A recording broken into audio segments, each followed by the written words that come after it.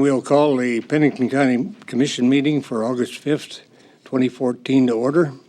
We'll stand for a moment of silent reflection and Pledge of Allegiance led by Jessica Love.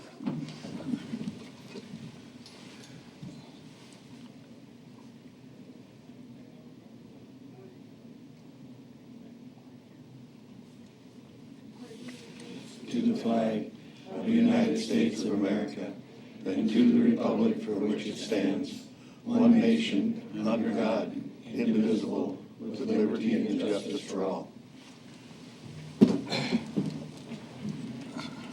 Thank you. The next order of business is to review and approve the agenda. Does anyone have any changes they wish to make to the agenda? Mr. Chair, make a motion to approve the agenda as presented. Second. Motion and a second to approve the agenda as presented. Any discussion? Hearing none, those in favor of the motion say aye. Excuse me. Oh. I do have. Aye. We already had a vote. I have two items.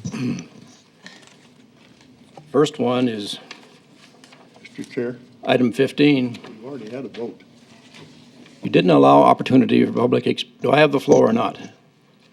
Do you have what? Do I have the floor? That's what I'm asking, George, whether you do have the floor or not, because we've already had a vote on the subject. You sat there and I looked right at you and waited to see if you had anything to say. And so that's when I made the motion. I was and the standing motion up had already passed. before, excuse me. Item 15, I'm going to declare that the motion is passed, so the agenda is set. let the record reflect that I object to the procedure. Okay, motion carried, and we'll proceed to the consent agenda. Good morning, Holly Hennies, Commission Office Manager. For public notice, the Board of Commissioners uses a consent agenda to act on non-controversial and routine items quickly. The consent agenda is acted upon by one motion and vote of the board. Items may be removed from the consent agenda and placed on the regular agenda at the request of a board member or a citizen. Today's consent agenda contains the following items: approval of the minutes from the regular meeting of July 15th, 2014, approval of the vouchers in the amount of $337,529.08, and number 7 is approval of the 2015 Emergency Management State and Local Agreement as submitted by Emergency Management. Does anyone wish any of the items on the consent agenda removed? Number 5, please.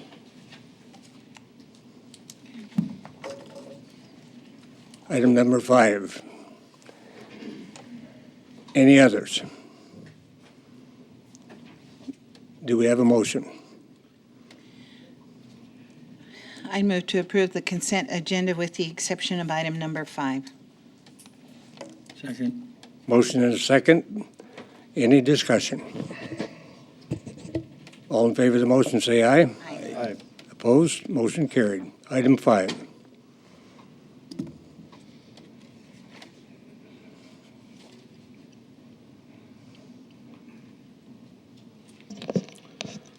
The minutes before you, I don't believe accurately reflect what happened the last meeting. And since they don't accurately reflect what happened, it could be misleading to a future reader. If you recall, I asked you 5 to remove item 18C from last meeting's agenda because it was not properly before you. You refused to remove that item from the agenda. You subsequently went ahead and acted on 2 parts of that agenda item. The first 10 parts, you continued. You can't continue something that's not before you. And I think subsequently you realized that that wasn't before you because you changed the task force back to advisory group. Anyway, the other 3 items you acted on individually on a 4-to-1 vote. Once again, those 3 items weren't before you, as I suggested during the adoption of the agenda. I would like for the minutes to reflect, for future readers, the true story of what happened on item 18C. Thank you. Mr. Chair, Yes. I would move to approve these minutes as presented. Is there a second?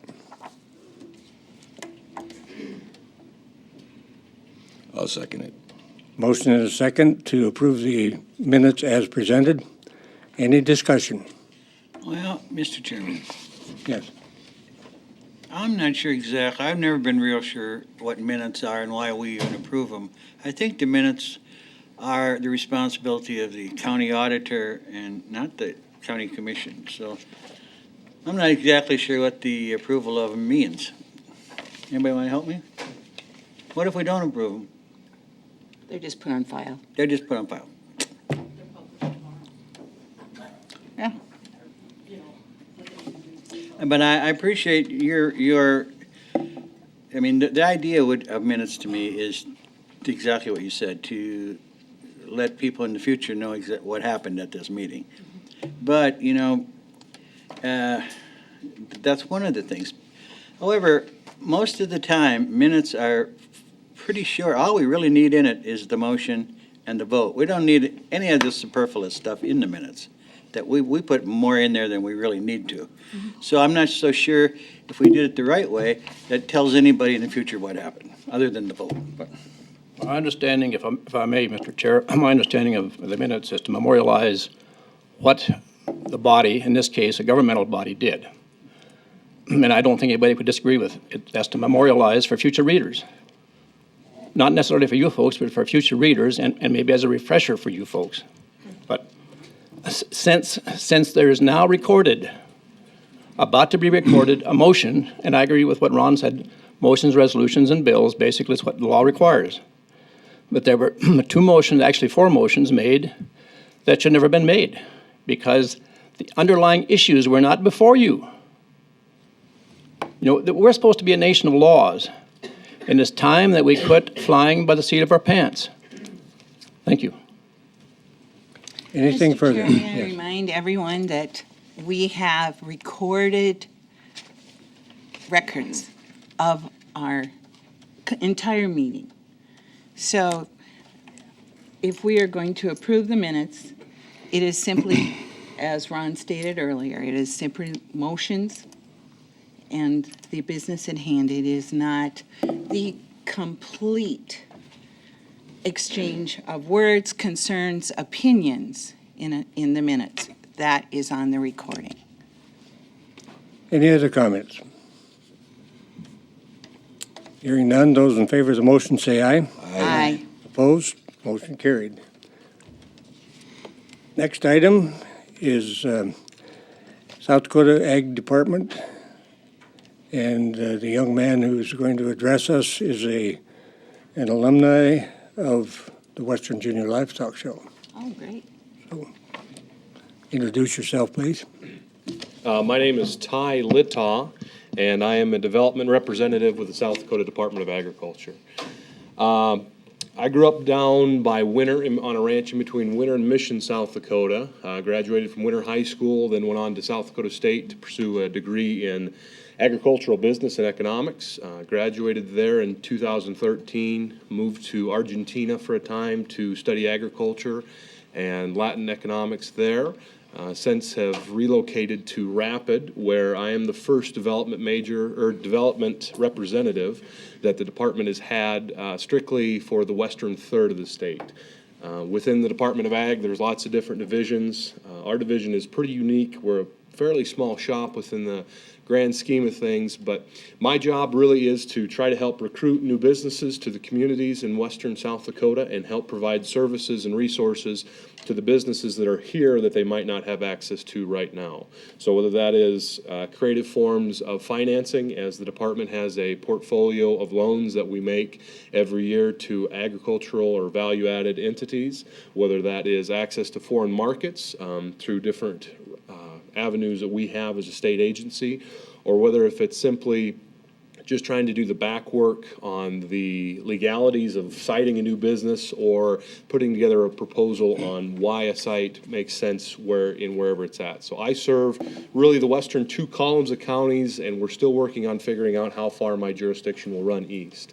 But right now, I've been working with the department since about April 2nd, and so I'm very new at this job, but I'm very excited to be serving this area. So I've met with the Meade County Commission, and I'm headed to Belle Fourche a little later this afternoon to meet with the Belle Fourche County Commission.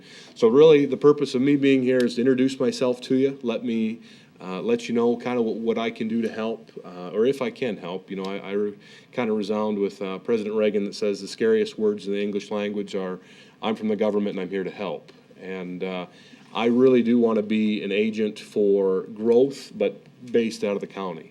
Instead of the state coming and saying, all right, Pennington County, you need to do this, this, and this in order for this to happen, I would like to do it the other way around and say, Pennington County, what makes sense in the area? What would make a good fit? What are we looking to do? Because I truly believe that planned growth is by all means probably more conducive to long-term economic viability rather than trying to play catch up with growth.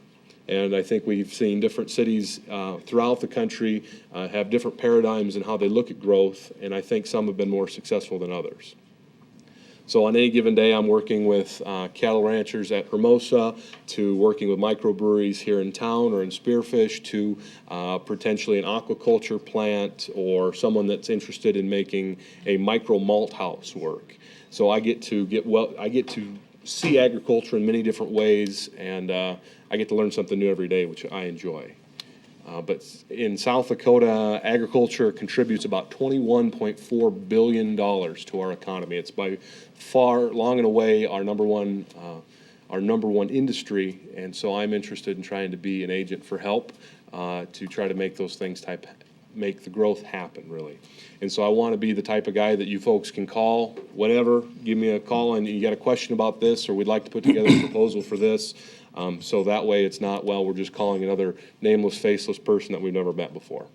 I just recently moved to Rapids, so I should be out and about in the community some. So when you see me, please, by all means, stop and visit, and I'd love to learn more about what's going on. Mr. Chair? Yes. Ty, we've had some discussion with this commission and other boards that we have about agritourism. Yes, sir. And I know that's been something that's come up in Pennington County quite a little bit. And I think basically what that pertains to is maybe tourists coming to ag communities, ag properties, ag businesses, and spending some time there as a vacation deal and learning about ag. Sure. So that's something that this board, I think, and others in the community would like to Pursue put forward. more Yeah. of that direction. Mhm. Yeah. Absolutely, and the beautiful thing about ag tourism is it's so flexible, and it can be anything from folks that, when it comes time for branding season in the spring, put on an event and say, listen, we've got 150 head of calves to work today. If anyone from the local community or someone that's a tourist going through would love to come out and just come witness it, come have a hamburger or a steak or something with us. If you'd like to get your hands dirty, we'd love to have that happen. It's one of those things that it's great because you can tailor it to almost anything. And so some of the things on at least a governmental standpoint that we can do is trying to start connect those dots, because that seems to me to be the biggest challenge. We have lots of it going, whether you want to talk about Firehouse Brewery downtown and giving tours of their facilities or doing a beer tasting. That's considered agritourism just as much as going on a trail ride somewhere, or just as much as anything else. So independently, I try to work with different entities if that's what they're looking to do. There is grant money for certain pieces of that, but if someone wanted to set up a dude ranch of some sort that produced calves and colts, guess what? That's still production agriculture, and then we get to kind of use our avenues that way.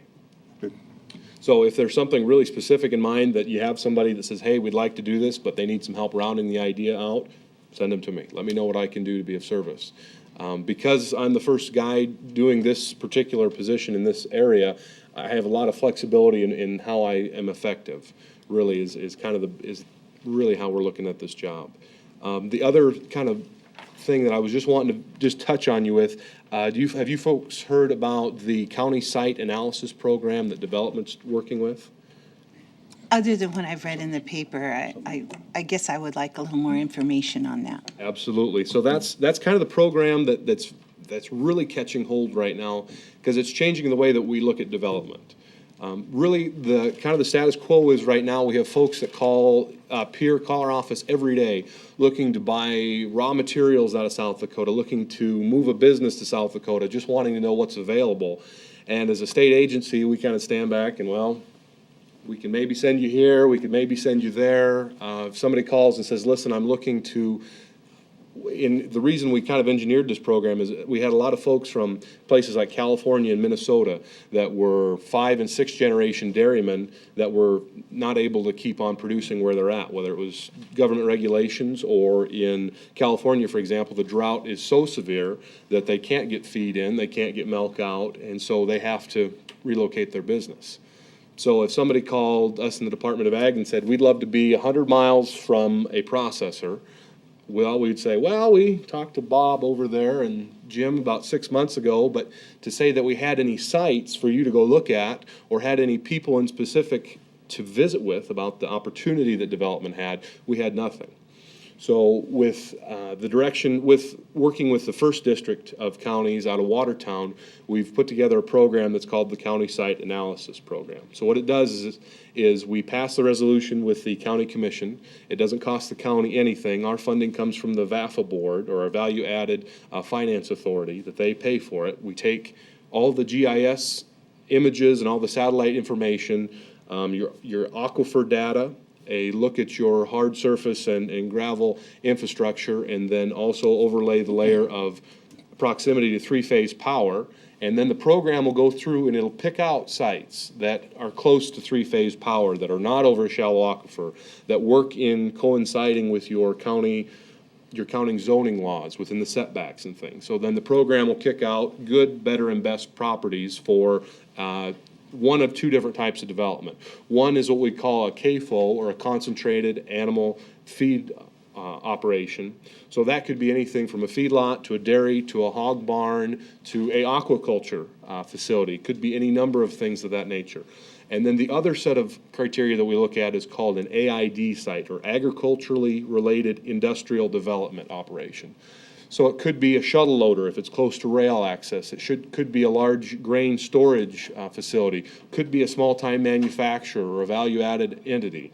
So if somebody was wanting to make feed bunks or anything of that nature, of a welding shop that would be in a supporting role to the agricultural industry, we could pull out on any given county that we have in the system right now. We'll go through and we say, okay, we have these sites. So when we get our information back, we come back, we present it to the county commission that within this township you have this many sites. Within this township you have this many sites.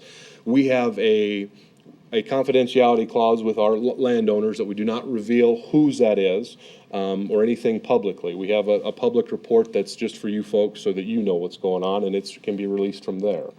But the situation is then, within the development, or the division of development, we'll go through and we will visit with each one of those landowners specifically about their intent or their interest for the future of that piece of property. So we have folks that say, absolutely, we'd love to visit with someone if they were interested in moving into our area. We would love to work with them on getting them sited. We have some folks that say, no, my piece of property is not for sale. It will never be in development. That's not what we're after. And that's completely fine. Once again, we're trying to take the attitude of, we're the state, this is what you need to do, get with it or get out of here, and put that away. We would like to say, okay, so Rapid City, what would you folks like to see done? And then when we go through and we see that we have landowners that are interested, then we will sort them one direction, and then we'll try to keep constant contact with them.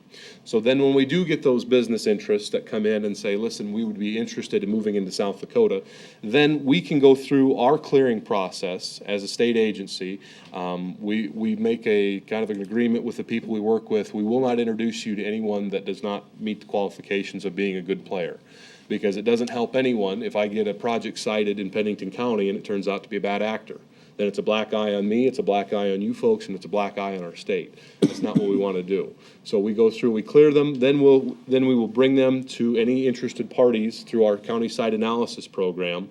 And they'll say, okay, Mr. Lindell, you had that quarter that we talked about 6 months ago. This is Joe Schmo, and he's looking to put up a welding shop. Would you be interested in working with him? And then typically it's fairly hands-off on our part. Then we just say, if we make the introduction and we're trying to bring these parties into close proximity, hopefully it goes from there.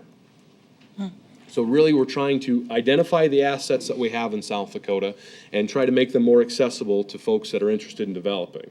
But once again, if it doesn't make sense in the community and the community doesn't want it, then we're barking up the wrong tree. So that's where I come to local leaders like yourselves to say, all right, folks, help me see what I'm not seeing, help me do some back work on some things, help me understand what we can do to jumpstart this economy again. Because right now, the trend of the brain drain of the Midwest is actually reversing. Folks from that 25 to 35-year-old age range are looking to return to South Dakota. They're looking to return to the Midwest, where the old paradigm was you get graduated from high school, you get your high-quality degree, and then you go to the coasts. Because that's where the big jobs are, that's where the money is, that's where the status is. Well, this generation has done that in a lot of ways, but now they're looking to return. So my job really is to try to help develop and grow opportunities for those folks to come home. Mr. Chair, Yes. of those folks who are wanting to come back, Yes, ma'am. maybe I need to start this over, I'm sorry. One of the things that I've been interested in is smaller parcel production, egg production. And I'm curious, of those young folks coming back, are you hearing that they're looking for a way, especially with our new technology and their ability to move from place to place, are they trying to do something like, I'm saying truck farms, that's not necessarily what it might be, but, Sure. you know. Well, you're seeing, the things that affects, especially this age group of people, you've seen the foodie movement, the folks that are far more concerned about more having to do with the production of their food. They're interested in alternative ways of agriculture. They're interested in alternative forms of marketing and things like that. So there is that piece of it. So somebody that says, I want to grow something entirely different. So for one example, an area that we have room to grow in South Dakota is hops production. You can grow, a big hop yard is 1 acre to 5 acres. That is a huge hop yard for our part of the world, right? You can create a lot of value on a relatively small parcel of ground. Is it labor intensive? Absolutely. But it doesn't always have to be the traditional sense that we looked for. So that's where I'm going to try to work with folks that are interested in starting something like a hydroponic aqua farm, where they are growing things like tilapia or trout domestically. They're recycling the water into maybe a greenhouse that's growing anything from tomatoes to turnips to squash to whatever, and that's a closed system. And it's locally grown. You get the local movement. You can even customize it to meet a organic criteria. That's another area that we work in, is certifying folks organic. But for example, right now in Butte County, just a little way south and west of Newell, there's a family that produces 7 tons of tomatoes in 2 greenhouses. 7 tons of tomatoes from April to October. I had no idea that Butte County was probably the tomato capital of South Dakota. I never would have guessed that. But now is the time, as we're looking to the future, to diversify our ag portfolio. All those things add value to our longevity and how viable we are as a state. Because we know what natural disaster does to our producers when we're all doing very similar forms of agriculture. We know what happens when in years like this year, where we're looking at $3 corn and we have an economy of a county tied so very closely to one specific crop. Whereas if we can, diversify that a little bit, it spreads our risk, it puts our eggs in different baskets, and it makes it more interesting, if you ask me. But So if we were to do the county site analysis program, and as you kind of look at our ordinances on planning and zoning and so on, if you came up with something that, a suggestion, maybe if we changed this particular part of the ordinance, it would be more favorable to allowing something else. Do you do that as part of your analysis? that, what happens within the analysis, so we've had a number of different counties, some of them, it was really engineered for mostly our eastern counties. And it's because it's such complete data sets. As soon as you cross the river, the data sets, especially when it comes to aquifer data, rural water access, things like that, become more fractioned. And so that's my biggest challenge right now, is to work with my counties as to, okay, I know we're not dealing with the same amount of data, the same type of data we had back east, but on the same hand, we're not looking to cite large dairies, medium dairies, small dairies. We're not looking to cite a lot of the same entities. We're looking for different ones, like you're talking about with your ordinances. So as my group and I work with the program, and as I work with you folks to get to know really what do we really need, what are we after here, we're going to work to tailor our program to meet our needs better on this side of the state as well. And so I don't know specifics on the ordinances and the zoning at this point in time, but that's something that is an input into the program. And so if it says you have to have 2-mile setbacks from any uncapped well or whatever that is, then it will put that into its information and it will eliminate any possible matches that were within that setback. But we have counties in the state that have completely very large setbacks because they're not interested in developing any livestock or value-added entities in their county. So it's like a 7 or 8 mile setback. And so then in a highly densely populated area, well, all of a sudden that makes it next to impossible. So once again, as the state will come back and say, listen, we want what you want. Help us understand what that is. Help us understand what we need to do to make that happen.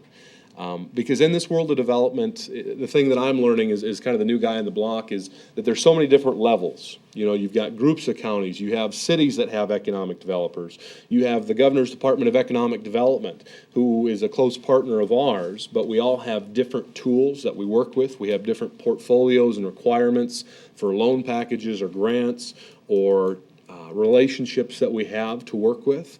And so we need to work together as best as we can and get to know each other's assets and the places where they're not quite matching up. And so that's where I feel like working for the Department of Ag, I have a very unique set of tools that I have at my grasp that maybe some of the other elements don't. And so what's going on in my life right now is I'm just trying to get to know all the different types of ag business that are going on. And that's an ongoing thing because the diversity that we have in the hills is so much different than it is in other places in the state. And I'm also taking time to try to get to know all my partnering organizations so I know, listen, I'm going to call GoEd on this topic because I know they have this particular bond, or I know they have this information at hand. And so I hope to be able to provide the same service to whoever else I'm working with. So the process would be that you mentioned early on a resolution that county would pass to go ahead and participate in that site analysis? Yeah. And then what kind of, do you need like a point person? How do you do that? So what will happen is we will pass the resolution through here. It'll go, the Pennington County data will all go into the lineup because right now I believe we have about 20 counties stacked in the lineup. We have 2 districts that are going through all this information, and they are very quick about that. But as a development group, we're somewhat slow and try to be calculated in how we're handling things. So we're working on speeding that process up. So within the time that you pass a resolution, then it goes to the district. Then the district will come back. They will say, okay, we finished. Here's the information. From there, I will bring the information back, and I will give the presentation to you folks. This is what we found. Okay, from there, then our group will go to calling the landowners on specifics and say, we're going to hold a meeting, and then I'll hold a meeting with the landowners and discuss development opportunities, talk about the process a little bit more, talk about what it could mean, and then we're going to go through and find the parties that are interested on the very local level. Then we don't go into a holding pattern, but then we go from a very unready county to all of a sudden we're ready to move on something as the opportunity arise. Or you folks look around your area and you stop and say, you know, we ought to look into one of these, or we ought to invest in some research on that, because the other tool that we have is we can help fund feasibility studies on all kinds of different entities. So we take a lot of the risk of a failed feasibility study. So let's say Mr. Don decides that he wants to investigate this new hybrid of trout that grows twice as fast as a wild trout, but needs to be hundreds of miles from the ocean so that it doesn't ever have the opportunity to jump into the ocean and mess up an ecosystem. So we can come alongside Don and say, Don, we'll help you put together the funding to do a feasibility study, to see what a cash flow would look like, to see what you're going to have to invest in some building. And then he will say, okay, at the end of the feasibility study, can it be done? If it can be done, then he is responsible for reimbursing the state for that money. If it turns out that it can't be done, that's okay. The state gets to own the study either way, but now you know, Don, if that's something you've always been interested in, whether you can do it or not. So we try to do anything that we can to lower the bar to make it easier to develop a good business, a new business, to differentiate that portfolio like we talked about. Very interesting. And I get to learn something new every day, Mr. Chairman. so do we. Great. But I've got just a little bit of information. This is, we call it our common thread, and it's just kind of a snapshot of South Dakota agriculture. And then I've got my business cards here. But if you have any questions, let me know. I'm going to be doing my best to be involved in our local community here and within the Greater Hills area. So if you see me, let me know. If you just are got some questions about things or would just like to visit, let me know. I'd love to have a cup of coffee with you. Because like I said, I'm here to serve, and I want to be a net asset to you in this world of governing. So Thank you very much. anyway, Ty, why don't you give your information to the young lady sitting right behind you there? absolutely. We'll make sure we. Thank you very much. Folks, thank you for your time, and thank you for your service. So, Thank you. Thank you. absolutely. Okay, next item on the agenda is items from the auditor. Good Julie, do morning. you want me to save you a lot of questions or a lot of time? Yes. I'd make a motion to pass both of the alcoholic beverages program, licenses applications that we have. Thank you. I'll second it. We have a motion and a second. Would you like to say anything, Julie? No, thank you. Very much. Any discussion on the motion? Hearing none, those in favor of the motion say aye. Aye. Opposed? Motion carried. Thank Thank you you. very much. Next item is item 10, Buildings and Grounds Moving Services Contract. Mike?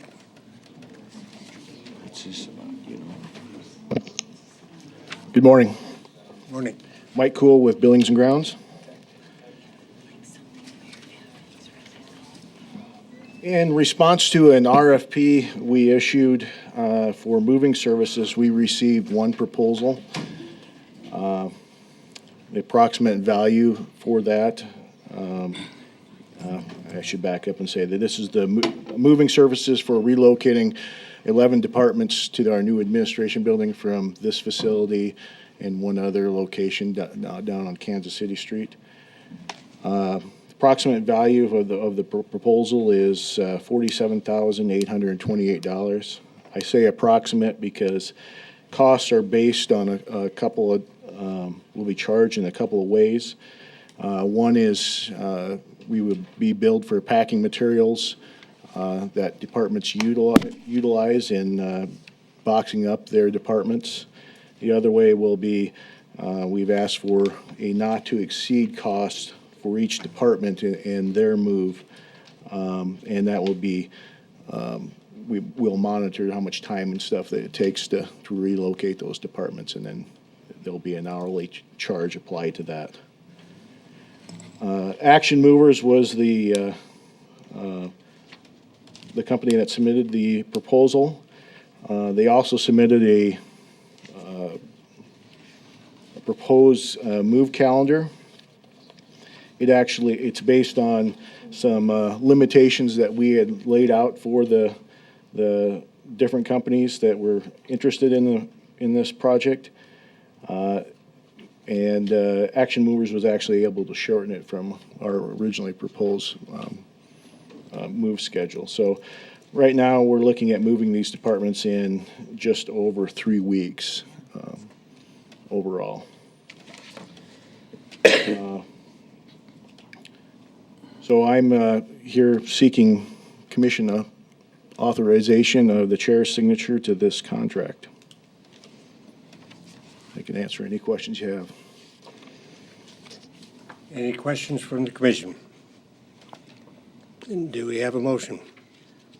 Mr. Chair, I move to authorize the chair's signature to a county-prepared contract with Action Movers dated July 28th, 2014, for time and material work with not-to-exceed department limits and an estimated overall value of $47,828 for moving services related to the new administration building. Do we have a second? Second. Motion and a second. Any discussion? Hearing none, those in favor of the motion say aye. Aye. Opposed? Motion carried. Next item is item B. Holly or Mike, who? Oh. Okay. Well, as we've discussed the moving and so on, and if you look at the way it was broken down in the contract with certain amounts assigned to different departments, one of the things that I began to think about is, all right, we're authorizing that this is supposed to be this way, but what if we run into a snafu? Do we go ahead and have a 24-hour notice and have the commission say they're going to meet, and we'll stop the move process?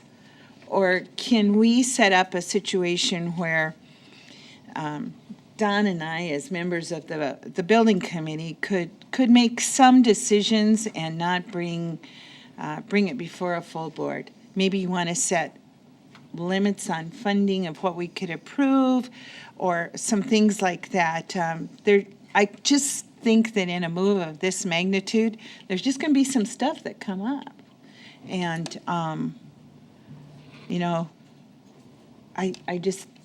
I believe that the staff's going to need some backup. And so that's what started this. I certainly like the idea of it not being just me making any of those decisions, so. Yeah. If there is a problem, but. Well, and we're getting some new furniture. What if when we get it, there's a problem and, Mike's the only one to deal with it right now, but it just seems like if he had some backup and could come and say, this isn't right and I need to have some backup from somebody to say, you got to fix this, you got to change it out, you got to do what you got to do. Yep. So that's what the discussion is about. Any feedback, I guess? So in terms of, and I think I understand your concern and the basis for it. The only person that wouldn't understand would be someone who's never moved in their whole life. And so, Forget the light bulbs, huh? right. And so in terms of legally handling the matter, the authority to spend more money. Well, I don't know that we'll have that big of an issue, but it could be something, that we didn't, we've vetted everything over and over again, but it's a huge project. Yeah. In terms of, a lot of times on construction projects, you have a contingency Yes. fund or something like that. Currently, the commission has authorized me to make decisions up to $15,000, so. On, On any issues related to the construction of the new facility.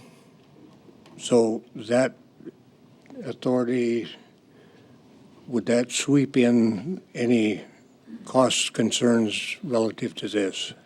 If I recall, and I don't know how it was put into the motion exactly, but I think it was stated as related to the construction and occupancy of the new facility, but I can't say that I know what that wording of that was exactly. Jay, do you want to weigh in on this? I don't recall, Jay Alderman with the State's Attorney's Office, I don't know off the top of my head this motion, what it read, but if you're not sure, you could certainly do a motion today to clarify it so Well, that we know exactly what you intend today. As long as the process is already in place, then making a motion specific to this and including it as part of Mike's authority seems to me to be the thing to do. That would sound reasonable to me. Would you help us with the wording of that? You're wanting Mike to have authority to make, what, up to, what'd you say, 15,000? It was $15,000 is the decision-making authority related to any particular item. And in this particular case, you're talking about with regard to the moving contract and any expense related thereto, Yeah. right? But if we gave Commissioner Holloway and Troutman authority to act in our behalf for emergency decisions, and then include the authorization for the money in that motion, would we be on track? For Mike. Yeah. On the money. I think so. I think that what your concerns are in regard to if it's not necessarily about money, but if there's a big change that occurs and that we're not going to be able to complete the move for some reason, and we have to change all our plans for some reason, that there's a process in place that we can decide how that's going And to. it has only to do with the move, nothing else. It's just that I feel like there just might need to be some kind of decision made quickly in order to facilitate the continuance of the move, and we should be prepared for that. It may not happen. I mean, like I said, we've vetted it, but it's always good to be prepared. Well, it occurs over a relatively short period of time, and it's going to be pretty intensive, as you know, so. Yeah. And some of it's over the weekend, Yeah. and so it would make sense to have a contingency authorization in place so that it's not disrupted. Who's going to word the motion? Karen? Is that something that we should bring back to the commission at the Yeah. next meeting? I just think because it's not that we have to do it today, but if we could have that discussion now and take action next meeting, that's fine. Commissioner Davis, did you? No, I'll wait till another thought put into it. We'll see how it goes with that. But time-wise, that's perfectly fine. We could come back with something for you in 2 weeks. I don't think it has to happen today. No. Yeah, Yeah. it doesn't have to. Okay, so we'll defer action or That's postpone action until our next meeting? that'll work. Okay, you okay then? Yep. All right, thank you, Mike. Thank you. Okay. Next item is items from equalization. Good morning, Commissioners. Shannon Rittberger, Director of Equalization. The first item on the agenda is the issue that was brought up at last meeting about the owner-occupied classification to an unimproved land tract. I've provided you a memo.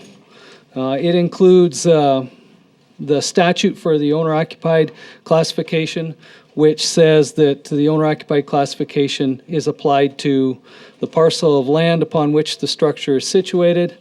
And I've provided you a copy of an administrative rule that then says an owner may have more than one parcel of land classified as owner-occupied if the additional parcel is contiguous to the parcel containing the owner-occupied house. Each parcel that is contiguous under the same ownership and used as one property shall be considered as owner-occupied. So that is why an unimproved land tract adjacent to an owner-occupied property can receive an owner-occupied classification. The administrative rule comes from the Department of Revenue, or at least it started from the Department of Revenue, and to the best of my knowledge, every county in South Dakota applies the owner-occupied classification to these properties. I was also asked to provide a number of owner-occupied, unimproved properties. I found that there were 307 of them, and that represents about 1% of the total owner-occupied properties. Mr. Chair. Yes. is there a size limit on what this second parcel can be, or limits? No, there's nothing in administrative rule or statute that would limit that size. So the 307 unimproved parcels that are getting owner-occupied classification, what's the acreage of the largest one? Well, I don't know. Most of them are city lots.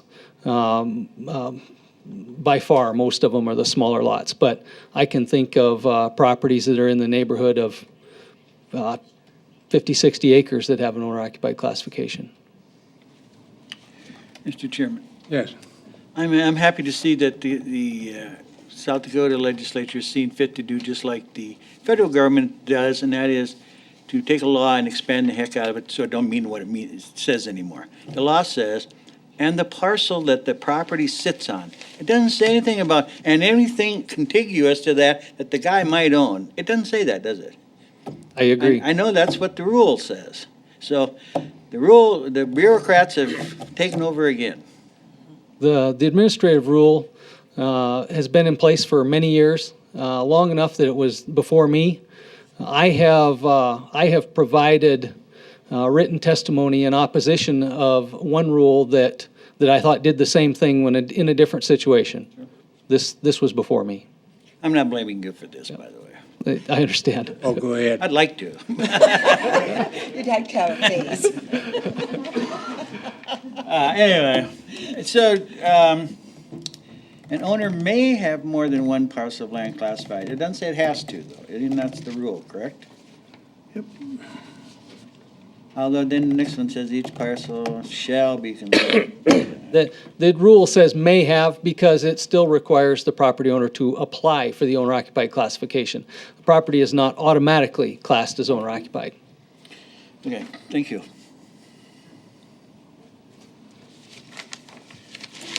So this particular case that we're discussing here today, do you know what the acreage is on this second parcel? That Gunderson property, yes, I do. Excuse me while I look for it.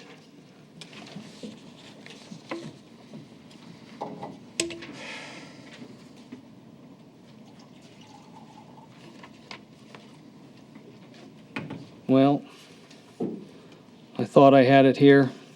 So I don't know exactly, but I can guess there we go. 12 acres, 12 acres. And his house sits on how many acres? 6.7. 6.7. I'd make a motion to deny the owner occupied on this parcel. One second. Okay, we have a motion and a second, and Let's get it in court and see. the question is an abatement as opposed to the classification. Right. I'm made a motion to deny the abatement on this parcel. Okay, so that, just to clarify. All right. Okay, we have a motion and a second. Is there any discussion? So, just to clarify in my mind,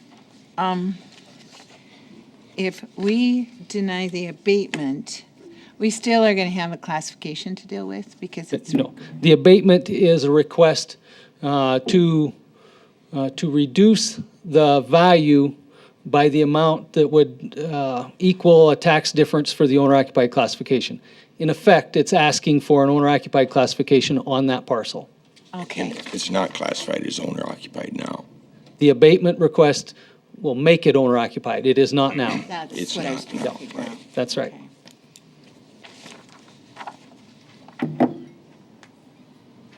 Any other discussion? I should clarify, that is for one particular year, 2013. Going forward, is it going to be reclassified going forward? 2014, or going forward, we have an owner-occupied classification on it because the administrative rule allows it. Okay.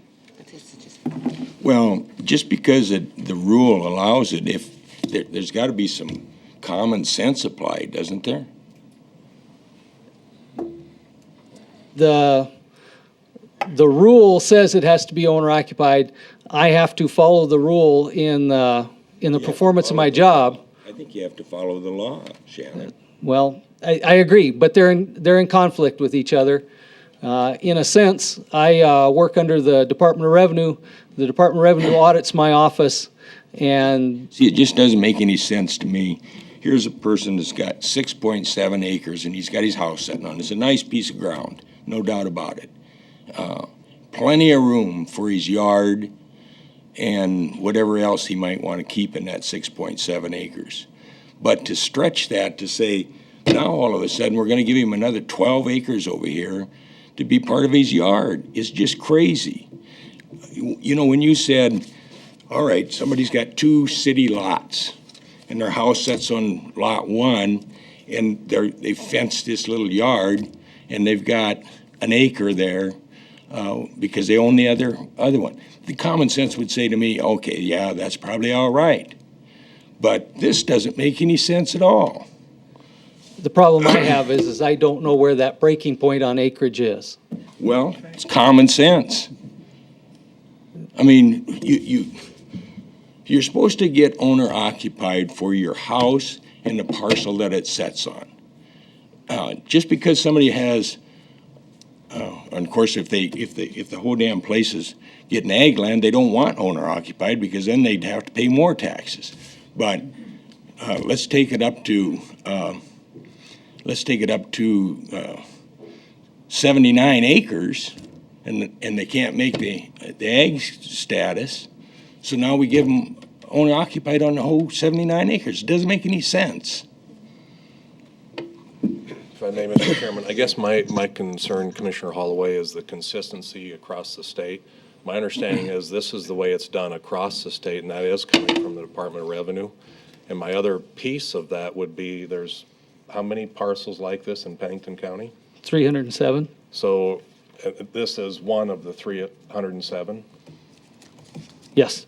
So are we going to call into question 306? Absolutely. I think they should be. I think they ought to be.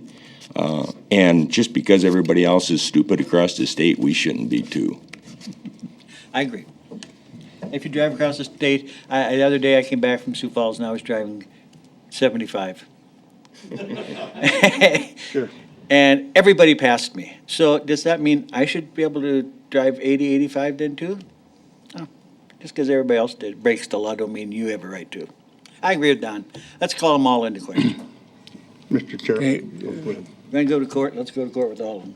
Got someone else who wants to address the commission. Yeah, my name is Bruce Meister, and I'm a resident of Pennington County, and I agree with Mr. Buskerud and Mr. Holloway. What the law says, and it shouldn't be changed. I mean, just because of somebody wants to make a new rule, a rule is not the law. The law is the law. So I agree with the two commissioners, and I think you should call in the rest of them. Thank you. Mr. Chair. Yes. Shannon, explain to the public that's listening why this came up in the first place. Why did it not just get taken care of like all the rest of them? Specifically what? The issue is an abatement request for the property, the Gunderson property, and then it was questioned why an unimproved lot could be classed as owner occupied. But why was it questioned about the unimproved property, and why wasn't it taken care of like every other piece of unimproved property in Pennington County, the other 306 that aren't here today? Did he forget to put it down on his owner occupied list, or how did it get rejected in the first place? The property was a larger parcel, 12 plus 6 acres, so 18, 19 acres. The property existed as one larger property. It was platted and split into 2 lots. The house resides on one, and then the other one is bare land. The law says that when a property is platted, that the owner-occupied designation follows through the plating process. That's difficult for our office to maintain because the legal description changes. Lot A turns into tracts 1 and 2. So that's the situation we had here. The legal description changed. There's no responsibility on the property owner to provide us an owner-occupied application. The law says he gets it after the plating process. That's what started this. That's why the owner-occupied classification was dropped from this. So state statutes specifically allow this to happen today. The statute that I'm referring to says that when a property is replatted, it changes its legal description, that the owner-occupied classification might follow through. Now, you can have you can have 10 acres in a tract, and you can replat it. It was tract 1. You do something, I don't know, maybe a road right-of-way or something, and it changes the legal description, and you file a plat. Now it's tract X or something like that. In that case, you don't have 2 parcels. You still have the same 1 parcel. Maybe you split off something for roads or whatever, sold something to the neighbor, whatever. I guess there would be 2 parcels, but the other one is not an issue. The law says that that property shall remain owner-occupied, but that statute is talking about just 1 parcel. Well, I'm going to support this motion today because it specifically addresses this particular item for taxes owed in 2013. That's as I correct. remember. So this will only take care of that item. Next year, they can reapply or put in their application for that owner occupied, as I understand. And I think we should look at all of the 300 and 600 parcels, just like I said a little bit ago, see what the acreage is and why it's happening. Thanks. Any further comments? If not, we have a motion and a second. All in favor of the motion, say aye. Aye. Opposed? Aye. Motion carried. Shannon, do you want a motion to have you look at those other parcels, or do you want to just do it? I don't know. That for 2014, I don't know if there's anything you can do. For 2015's assessment, the commissioners act as a board of equalization and can do whatever you want then. I'm not sure what process I take from here. I suppose I'll give you a clear direction. I'd make a motion to have the equalization office review the 307 unimproved parcels that are receiving owner-occupied status and report back to the commission with the explanation on each one of those 307 parcels, including the acreage, and why the equalization office feels that that's 1 yard for that house. Do we have a second? Second. Motion and a second. Any discussion? Are you going to put a time limit on it? Well- next meeting be fine. Oh, the next meeting will be fine? Okay, good. I guess my inclination would be to have Jay or someone evaluate the confusion between the law and the administrative rules and see whether or not there was actually legislation that should be pursued to clarify this, as opposed to attempting to create a specific situation here in Pennington County. But that's just a thought. Mr. Chair, I agree with you on that. Would we want to include something like that in your motion, Don, or make a separate one?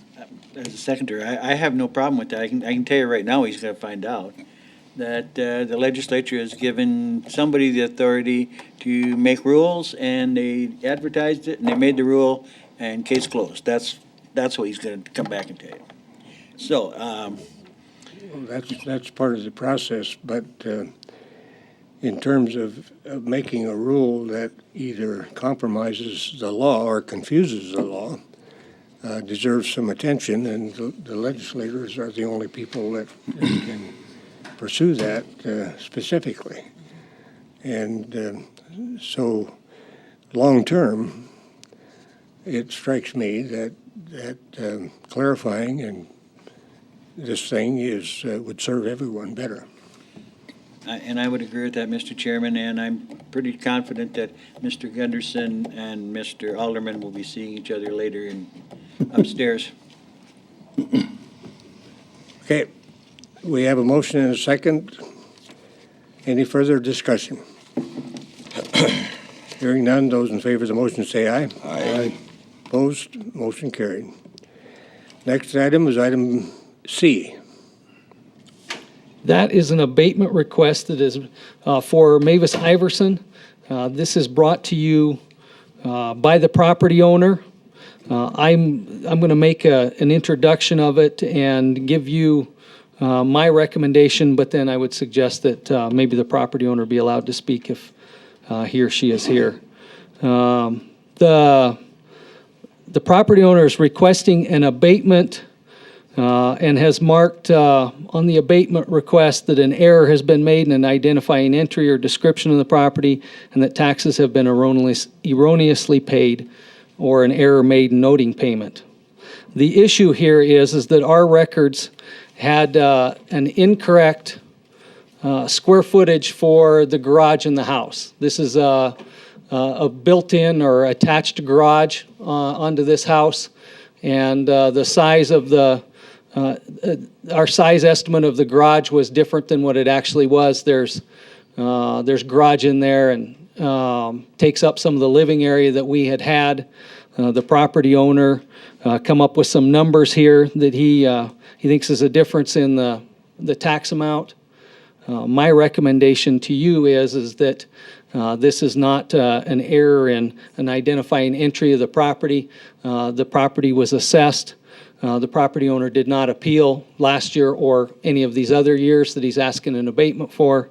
The issue is a valuation issue. The property owner thinks the property was overvalued because of this error. And that is exactly the thing that goes before the County Board of Equalization and is not an abatement issue. I spent quite a bit of time looking at the abatement statute, the case history, and Attorney General's opinions that talk about the abatement statute. There are some Attorney General's opinions that are almost the exact same situation as this. And in every single case, it is always a valuation issue that should have gone to the Board of Equalization. So my recommendation is to deny it, but I think maybe the property owner is here. Shannon, before you leave, this is a townhouse? Yeah, I think so. This is what it looks like. Do you know how many other units are in that townhouse or that attachment? Yeah, I think it's just two, but I'm not sure. And are they twin townhouses? I mean, are the ones the same as the other one? I'm not sure. I think so, but I'm not sure. And how do you have the other one? We went out and checked the others to make sure we didn't have a mistake on the others, and we didn't. You did or you did not? Did not. Just on this one? Yep. And what was the value of the other one then compared to this one? I mean, you don't value all these based on necessarily square footage. I mean, sales comparison, stuff like that is. Yes, certainly a larger house is worth more than a smaller house. How the value compared to the others, I don't know. I never looked it up. Mr. Chair, can I just mention something? I live in the development for where Mrs. Iverson lives, and same thing happened to me in my townhouse. It's just, I would suggest that in some ways, maybe when the developer was building, he changed his mind and decided to give a little bigger garage. And, I mean, it's not our county's fault. I didn't consider it the county's fault that it was not properly registered or whatever with the building permit, and that's how it really got started. So I guess I don't know. I think that's a whole lot of money, and I just having experienced it myself, I don't think it's the county's problem. I should say that when the property owner brought this to our attention, we corrected it for now going forward. Sure you did. That's what you did with mine. Yeah, in the same manner we do all properties if property owner brings something to our attention. Jay? If I may, Mr. Chairman, Shannon did a nice job of summarizing the law and the Attorney General opinions that date back for years. I mean, we're talking back into the 50s or 60s, 70s, up to more present AG opinions on this topic.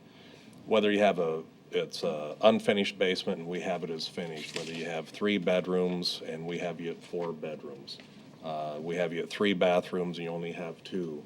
Those are not the clerical errors that are referenced in the law. That's not those are not issues for abatement. Those are issues on valuation and for the Board of Equalization. And the law, including our Supreme Court case law, is very clear. Valuation issues have to go to the Board of Equalization each year when you have the opportunity to appeal your valuation.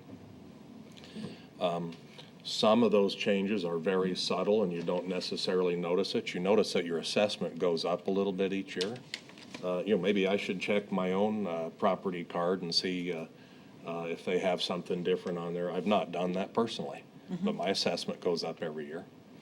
And so what I guess I'm suggesting is with the access and the computers and what you can look at, how the Department of Equalization has your house, whether it's finished, unfinished, 4 bedrooms versus 5, whatever. Look at that and make contact with the department to correct any of those issues, but those issues are not clerical errors, and it's very clear that clerical errors are come within the purview of abatements. Valuation issues such as this one are not part of the abatement process. And so I would recommend the denial of an abatement request on this, as Mr. Rittberger pointed out.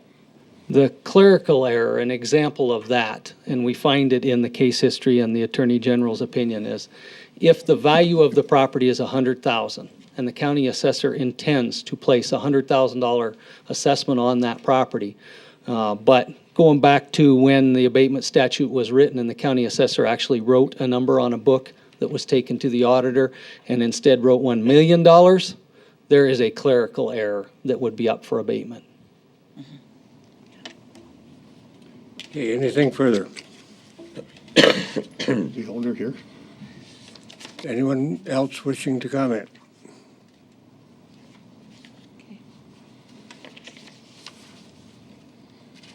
Well, Mr. Chair, I'd make a motion to deny the abatement application by Mavis Iverson. Second. Motion and a second. Any further discussion? Hearing none, those in favor of the motion say aye. Aye. Opposed? Motion carried. Next item. Item D is an abatement application for the Evans property. This abatement request comes from my office. It is an owner-occupied classification issue. The property, I can't remember the exact details, but this is the general story. Michael D. Evans purchased this property. He applied for the owner-occupied classification, and he qualifies, and he received the owner-occupied classification. Michael D. Evans then realized that the deed says Michael S. Evans on it, and he records another deed for Michael D. Evans. It was a deed to correct the error on the deed, but it was not titled a corrective deed. It looked like a sale of the property to us, so we mailed the new owner, the same guy, a letter stating, should this property be classified as owner-occupied or not, please respond, and he didn't. So the owner-occupied classification was dropped. It's the same person all the way through. It was just a second deed to change the incorrect initial on the deed. So my request of you is to grant the abatement request because the same guys own the property and qualifies for owner-occupied classification. You say you did send him a card? We did. In situations like this, we always do. Okay, anything further? Do we have a motion? I'll make a motion to grant the abatement. Is there a second? I'll second. Okay, we have a motion and a second. Any further discussion on this item? Hearing none, those in favor of the motion say aye. Aye. Opposed? Motion carried. Thank you. Thank you. Item 12, items from the Fire Service Board. Mr. Chair, Yeah. could I kind of start this part of the discussion on this item, You may, please? yes. Casey is out on a fire in Washington, I think it is, and Craig, of course, is Hill City Fire EMT, and this is a busy time for them. So just to fill you in, this is an organization that I am the liaison from County Commission, and the last couple of meetings, we have been talking about planning for the eventual retirement of Denny and looking at what the Fire Service Board is doing, what their purpose is, what they are thinking will happen in the future, and what we might, I shouldn't say we, what that organization might be interested in doing and to move forward to be a better resource, a better support for the volunteer fire departments. And of course, with Danny's pending in a couple, 3 years, whatever it is, retirement, this is a good time, they thought, to do that. And Dave Lindblom's here representing Fire Service Board, so.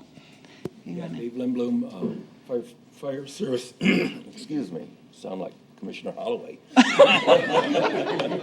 Hopefully you didn't Fire guess what I Service got. Board, I am Assistant Chief at Hermosa, and I don't have a report to the commission. All I want to do is information. What we are at the Fire Board doing right now is a rewrite of the job description for the fire coordinator. We're in the early stages of it. We're going to be, in the next 2 weeks, working through the rest of the fire chiefs in the county to see what the fire chiefs would like out of that position. At the same time, we'll be going through HR, the county's HR person, to put this into a format that is readable and understandable to the county. All of this, our goal is to have in place by the end of 2014. That, I think, in a nutshell, is all I have to report. I would take questions if they're simple.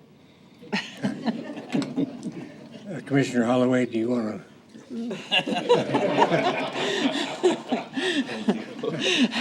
Thank you, Dave. Thank you for coming. I'm really pleased that they're doing that, because I think that it's better to be prepared for a transition and look at what's needed now than waiting till a few weeks before it actually happens, so. Yep, thank you. Anything further on this item? If not, we'll move to item 13, the Edelweiss Mountain Improvement Association. State your name, please. Good morning. My name is Dan Brose. I'm on the board with the Edelweiss Mountain Improvement Association, and I have with me today a few of the homeowners up there. We're located out behind the Black Forest Inn, or southwest of Pactola. We have about 100 lots in our development. There's 68 homes up there. 25-30% of them are permanent residents, live there year-round. The rest of the homes are vacation homes, of which some of those are rental properties that they rent out either by the month or by the day. The road that we're talking about is Edelweiss Mountain Road, which starts at down there where the road that goes into the Pactola Reservoir, or the Pactola Marina, and from there it goes on up, and it's about 2 3/4 mile to our gate. Goes on to Bear Gulch. From there, I don't think it's quite as improved, and it works its way to come into southeast side of Hill City. Like I said, it narrows up there. I guess our concern is the part that gets us to our gate anyway. In the past, we've had a very good, in the past, we always have had a good relationship with the county.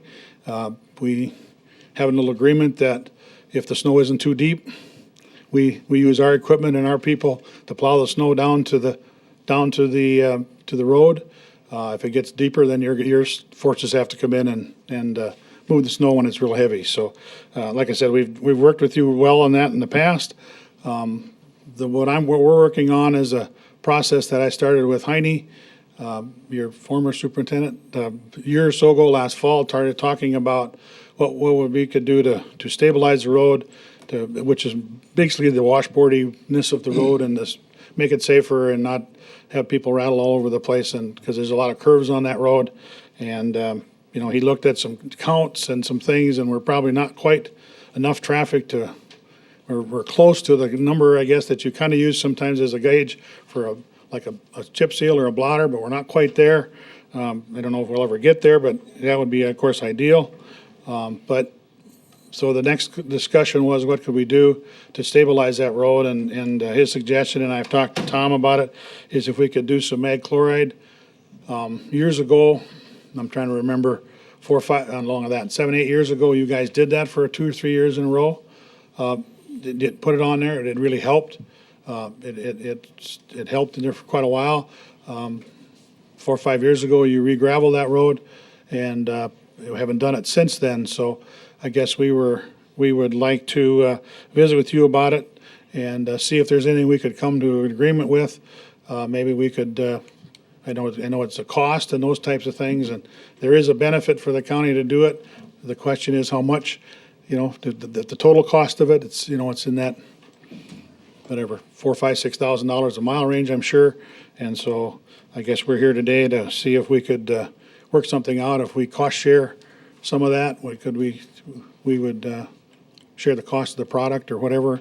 Cuts down on your blading, cuts down on the gravel loss, but maybe it isn't a cost benefit to do the whole thing. But if we could help, it would help us, and we'd have a safer road to going into our property. So. I guess that's in a nutshell where we're at, and if we have any questions or anything from us, I brought, like I said, some other people, so maybe they could help us out. Thank you. We'll have Tom come up and address us, and we'll see where we are. Tom Wilsey, Highway Department. I did some computing on this. I figure the cost for the first application of mag chloride would be around $17,000. That's for the 2 3/4 miles. That's grading and mag water? That's just the mag. Just the mag water, putting it That's in. not the grading included. But that's labor to put it down? That's included, okay. That is just for the product to put down. Cost of blading it, it'll be a couple, 3 days for us to do it. I couldn't give you an exact dollar on that. We do it all the time, so it's kind of, we look at it as usual maintenance. We would set this area up to prep it for the mag water and water it ahead of time, because that is the way you prep the grade for it. I'm in favor of it. We used it back east where I used to live, and it really helped stabilize the road. Mr. Chair, if I might, and that it strikes me as I remember that our motions and things that were made and that are on the books says that if the road is currently a road in Pennington County that's being maintained by the county, that we will dust-proof it if the parties buy the mag water, and the county will put it down. That is right. That's That's what's what I was been going going next. for years, and That I was- know I have a road close to my house that the people wanted done, but the road was not on the maintenance program for the county, and they didn't get either one, so. That is right. That's where I what was the going rules are next. saying. We have a policy that you instilled in 2008, and that is that we will put it down for dust control if the parties pay for it. How much for the mag water? Pardon? How much for the mag water? That is, for this job, it would be, well, it's $5,838 a mile, so you can do the math, 2 3/4 times that. That's what it would be. 5,000, how much? 5,000, I gotta put my eyes on just a second. Labor putting it down. $5,838 a mile. That's figuring 22 foot wide, that's about what I right, think about the right. road is. That's what it is. I must have misunderstood you. I thought the 17,000 included some labor. No, that's just the mag. Okay. That's just the mag water. But yeah, our policy as of April of 2008 was if they do it, they pay for the mag water and we prep the road. Do we use mag water on any of our roads? No. Only when it's requested by other people. Really? And so we never buy any of this stuff. It's somebody else is always buying it. We buy it, but charge them, the landowners for it. Yeah. Yes. Is there a road district involved at all in this, or any kind of road districts We have a road district inside our, inside, but this Inside would be our up property. to? Okay, Yep. This is the road up to the road Okay. district. that he's Okay. talking about. so you'd have to mag it each year. That's a Right. big, The numbers I gave you is for the first year. Yeah. Every year they're following, it's a lesser shot rate, so it doesn't cost, well, yeah. You have to put it on heavier the first year, you mean? yeah, that first year you have to put on quite heavy. Okay. Wasn't under maintenance.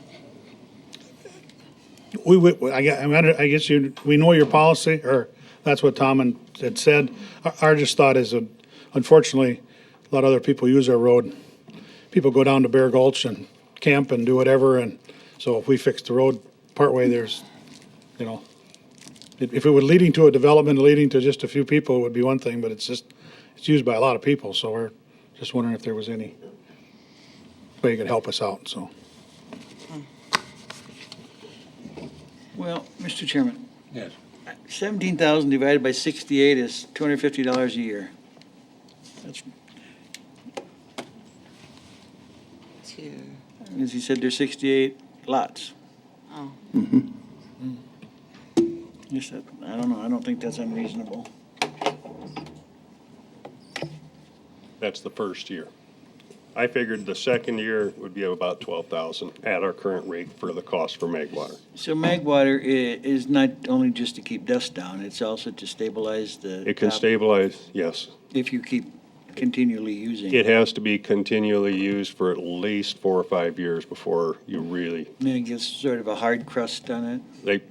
Meade County, they call it the poor man's concrete. Because it does get a very solid crust and you don't have to maintain it near as much. So that would save you some money in the long run. It would save us money in the long run because we would not be maintaining that road near as much. And it would hold our gravel on the road, wouldn't lose as much gravel. This kind of a situation exists elsewhere on our gravel roads in the county.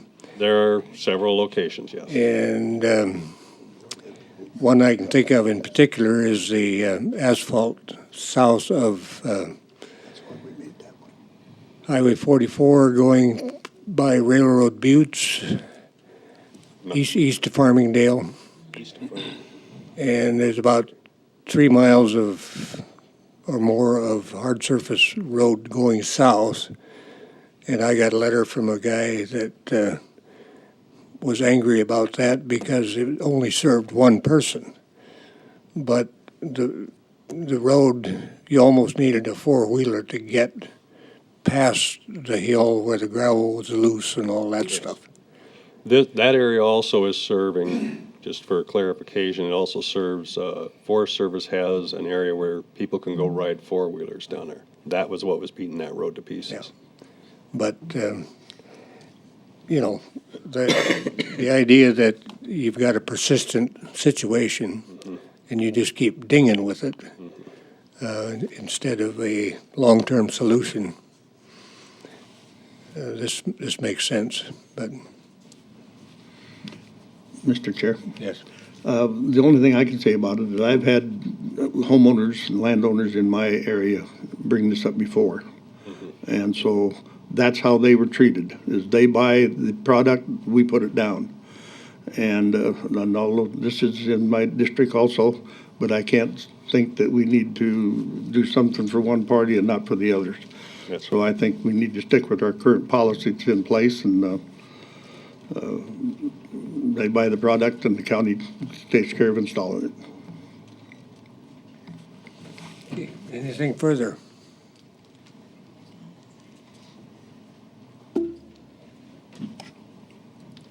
Do we have a motion? I'm not sure we need a motion to stay with our current policy, do we?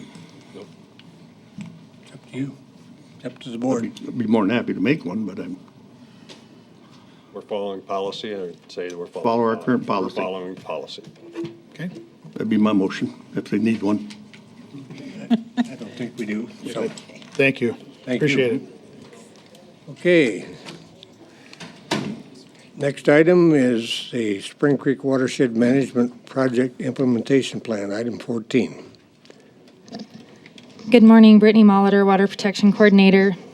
At the last meeting, you had directed the state's attorney to review some of the procedures and policies in approving projects and setting up the advisory group. We meeting, do we need to have the state's Yes, attorney's Jay. department in here? He's coming.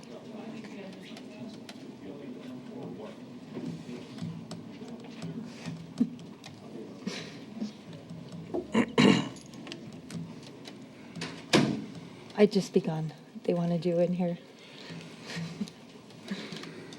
So after discussions with Mr. Alderman, with the state's attorney's office and with the project officers at DENR, we came up with kind of a general guideline of responsibilities and a procedure that we are asking that you guys approve. Under the 319 grants, as Pennington County being their project sponsor, there's just a couple of things that the County Board of Commissioners is responsible for that no one else can do. That is approving the plan, which is the whole overall project plan, how the money is spent, what types of projects the money is spent on, monitoring allocation of funds, and so forth. The other is entering into the contract with DENR. No one else can do that but the board. And the third is obviously giving the planning department under the water protection budget spending authority for those pass-through funds. So what we're asking, aside from those functions, the EPA and the DENR doesn't require the board to do anything more than those. What we are proposing below, there's kind of bullet points of mainly how these projects, what kind of process they go through. And you can see that there's a pretty long process, from the time an application is taken, who reviews it, what kind of site visits we do, working with the landowners, working with other agencies. There's other permits that are required.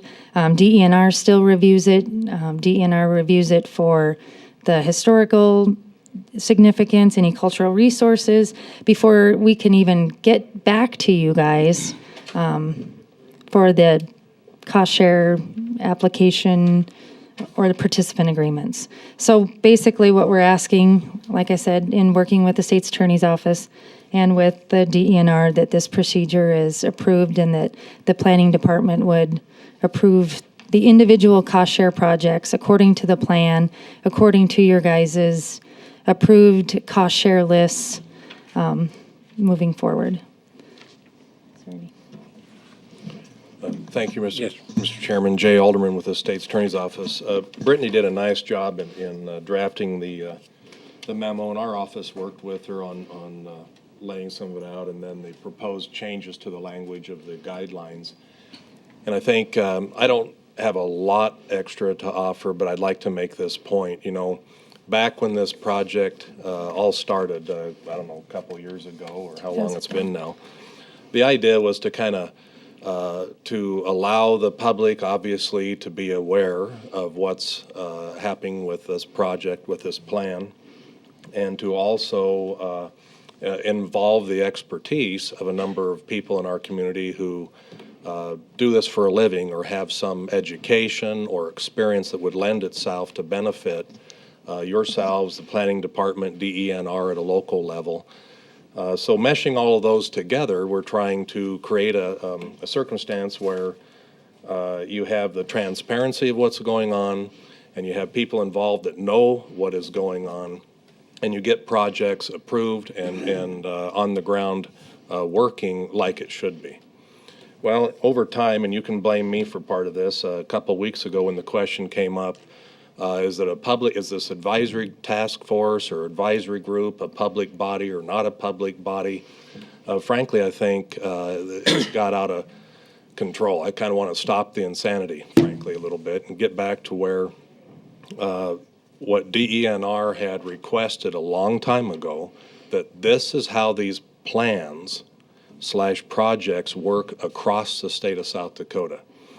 This is how the EPA regs and the DER oversight, they are the grantor. And like I explained to Dan and Brittany a couple weeks ago, when you get a grant, the most important thing you can do is please the grantor. If you have a pile of money that's meant for a specific purpose and you think that would benefit your community, and you're the entity that could receive that money and make it work, then your job is to make sure that you dot your I's and cross your T's with the grantor.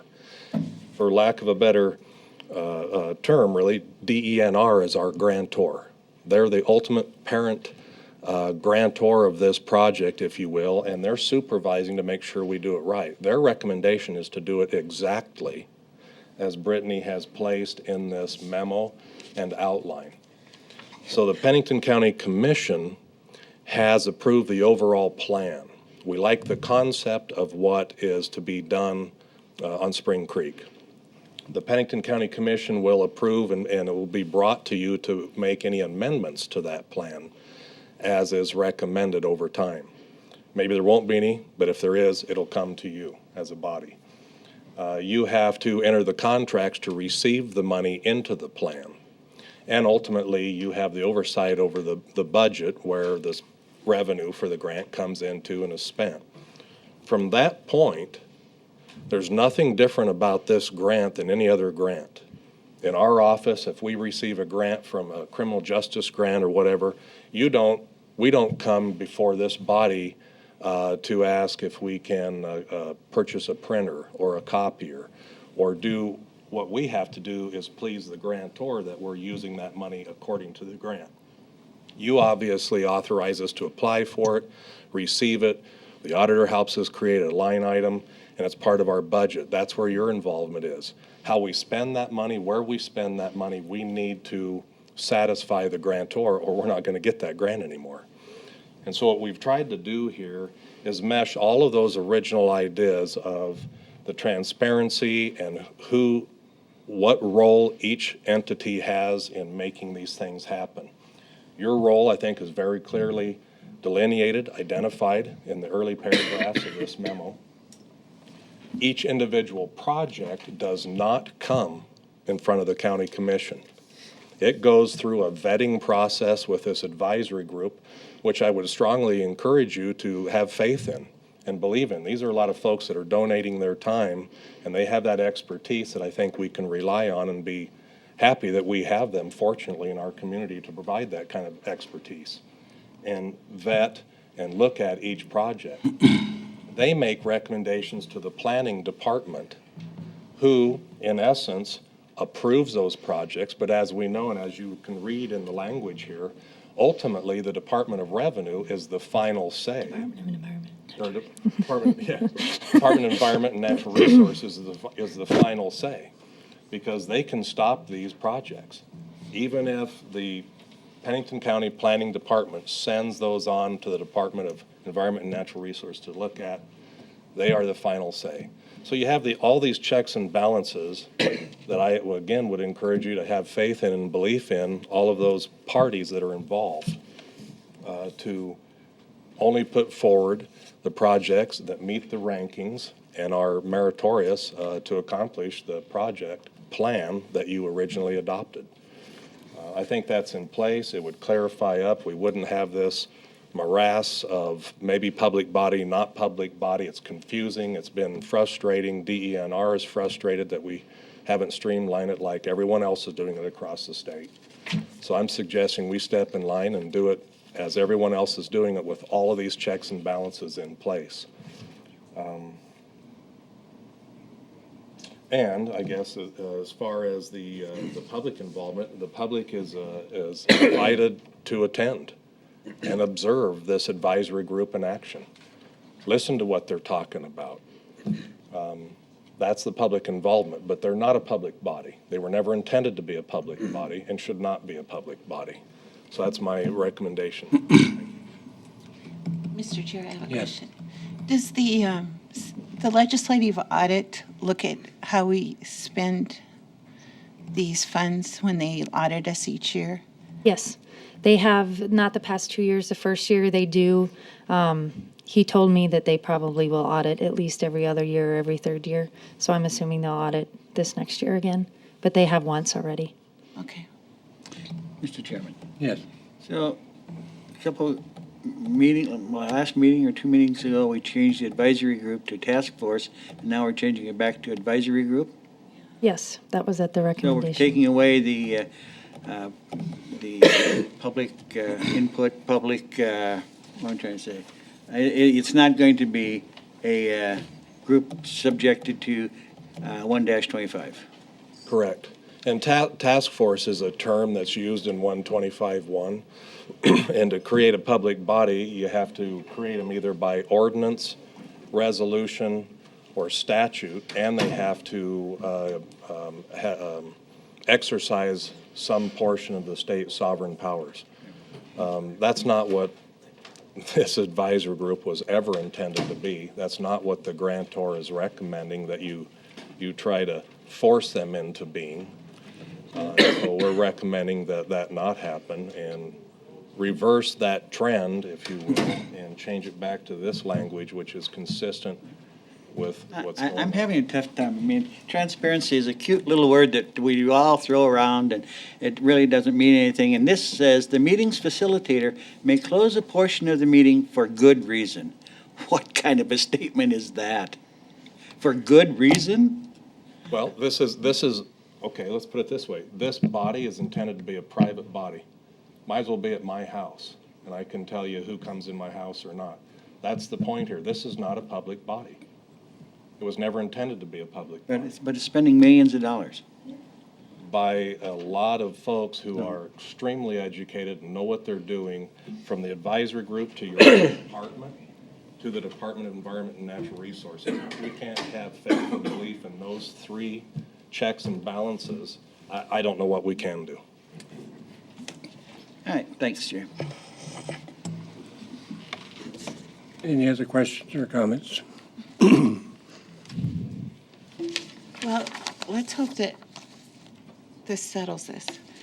I'm going to move to approve the 319 cost share funding procedure as presented and adopt the revised advisory group guidelines as attached to this memo. Is there a second? Second. Okay, we have a motion and a second. Any further comments? I think a roll call vote, please. Well, I think we have some comments coming.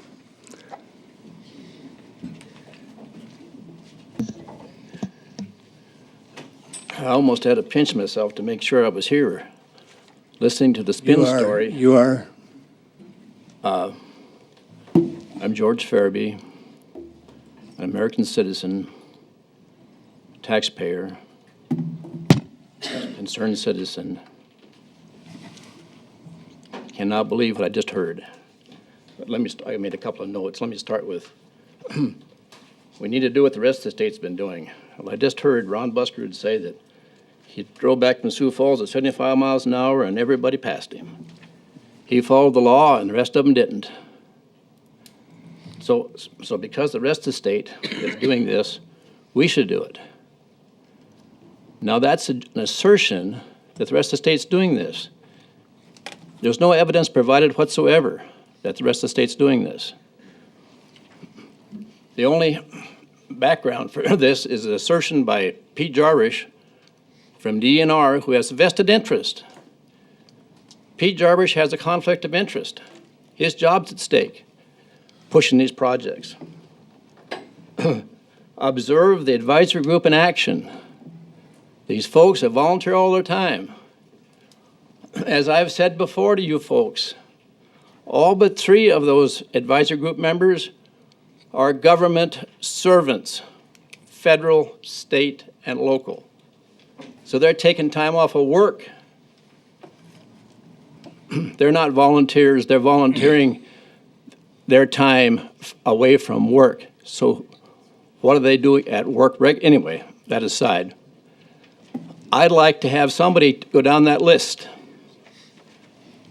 and tell me which one of these 12 people, 13 people, qualify, quote unquote, as experts Would you talk on the motion, please? in these projects. We have a motion on the floor. Speak to the motion. I am speaking to the motion. I made notes. I'm responding to what you were spun by your deputy state's attorney. These are the things that he said. I'm responding to those. The first thing he says is, please the grantor. Let's get real. The grantor is we, the taxpayer. It's not EPA or DNR. We're the grantor. Please us. We're the grantor. I can't believe I hear those kind of words. This is why we're 18 trillion in debt. It's unbelievable. Please the grantor.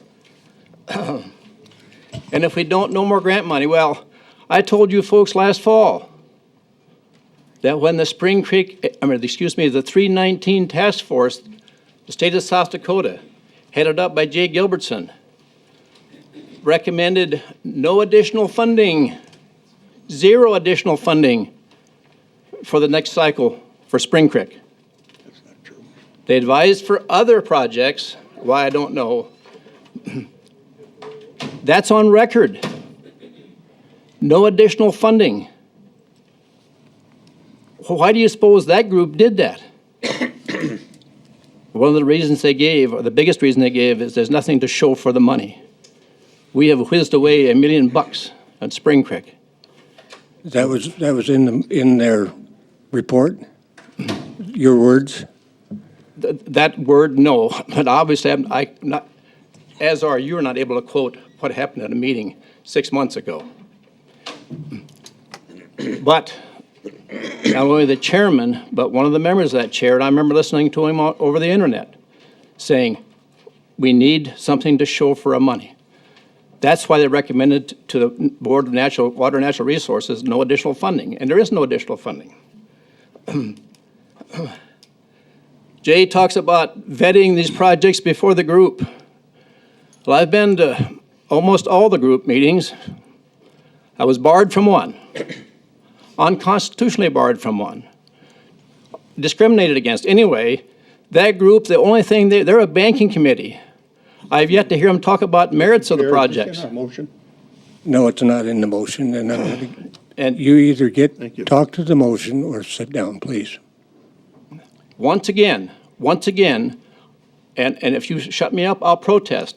I'm responding to what was already presented.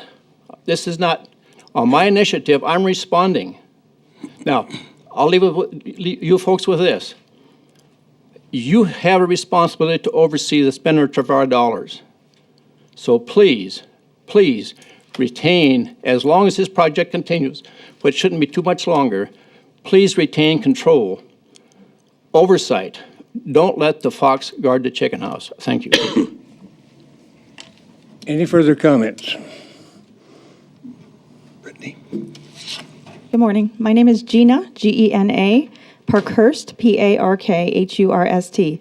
This is my first meeting, and I am here to comment on the motion. I'm concerned about the potential for not enough oversight of this new advisory group. And I would just like to enter that comment into the record that I'm concerned about there might not be enough oversight with this group, considering the scope and the large amount of money that will be spent. Thank you. Thank you. Anyone else? Sorry, Brittany Molitor, Water Protection Coordinator again. Actually, I was at that task force meeting, and what we had recommended for funding was to fund a full-time coordinator with consultant staff. That's what they did not approve. because they didn't think that the project needed a full-time coordinator, a consultant as the coordinator. They felt like I could be that coordinator. And, Mr. Chair, it's also my understanding that this county commission acted accordingly with that. And I think before they made that motion, that we decided we didn't want to have a full-time coordinator also in Pennington County. Correct. That was actually a recommendation from DENR to request the funding. We weren't going to, and I remember the board was hesitant at moving forward with that in the first place. So that's the true facts. Yes. Okay, thank you. Anything further?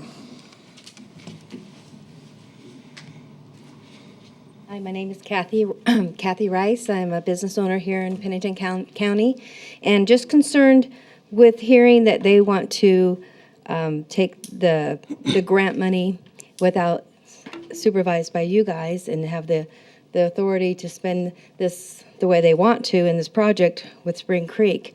And in understanding what's behind Spring Creek project, when I've been reading, is some of these projects that they're after is redoing some septic areas and in the water. Maybe I'm wrong, but this is what I've been reading. And some of these projects with the septics are personal properties. And I don't understand why is our paying dollars going to these personal properties in the Spring Creek project proposal. So that I want the board of the city to be overseeing this and not having a special task project here responsible and doing favors to personal property people that is being paid by our tax dollars. So I want to make sure that, if we're doing a water project, that our water is clean and we're trying to, promote fishing and hunting and things like that in our community through this area. But why are we paying tax dollars in personal properties in this area? So I want you to have that personal, Ma'am, I could kind of add something to that. Sure. Why does the federal government give tax subsidies to farmers and ranchers to plant nothing and to have problems, and basically the farm situation? Yeah. And why do they give all kinds of grants to all different programs that pertain to private parties, also across the nation? And so that's the way they do some of these things, with whether it's for that or not. But right or wrong, that's the way it is. Yeah, I know. And so we have people that are, so they'll stand up and complain about the government putting grant money into a certain program, but they don't stand up and say, well, I shouldn't be getting that farm subsidy, or I shouldn't be getting that ranch subsidy either. Well, So that's, and I'm with you on that. okay, I'm thinking that's wrong. I Thank you. agree with George. He's saying that Okay. this is why we're so much in debt. And That's, I just think you guys should reconsider your motion about, having them have the control of the grant. Okay, thank you.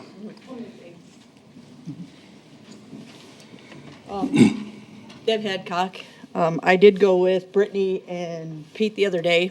I think at first I was in the same group as these guys and thinking they're spending money, they're doing these things that are unsupervised and they should come back to you guys. But isn't it that this public process with this 319 grant, doesn't it come back to you guys for final approval? And isn't it vetted by the public? Do you guys come back with this supervised group and you have all these recommendations? Do you come back to these guys for final approval? Or do they? Okay, thank you. Mr. Chairman, Yes.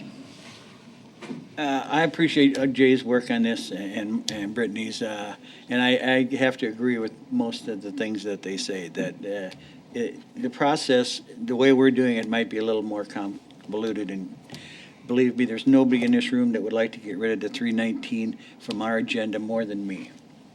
But I have some problems with giving it up to a advisory group that really doesn't have to have public meetings, and they're going to be spending hundreds of thousands of dollars. And I know we have to trust those people that we appointed those things. I have a problem with some of the aspects of it, and so I'm going to be voting no on the motion. Thank you.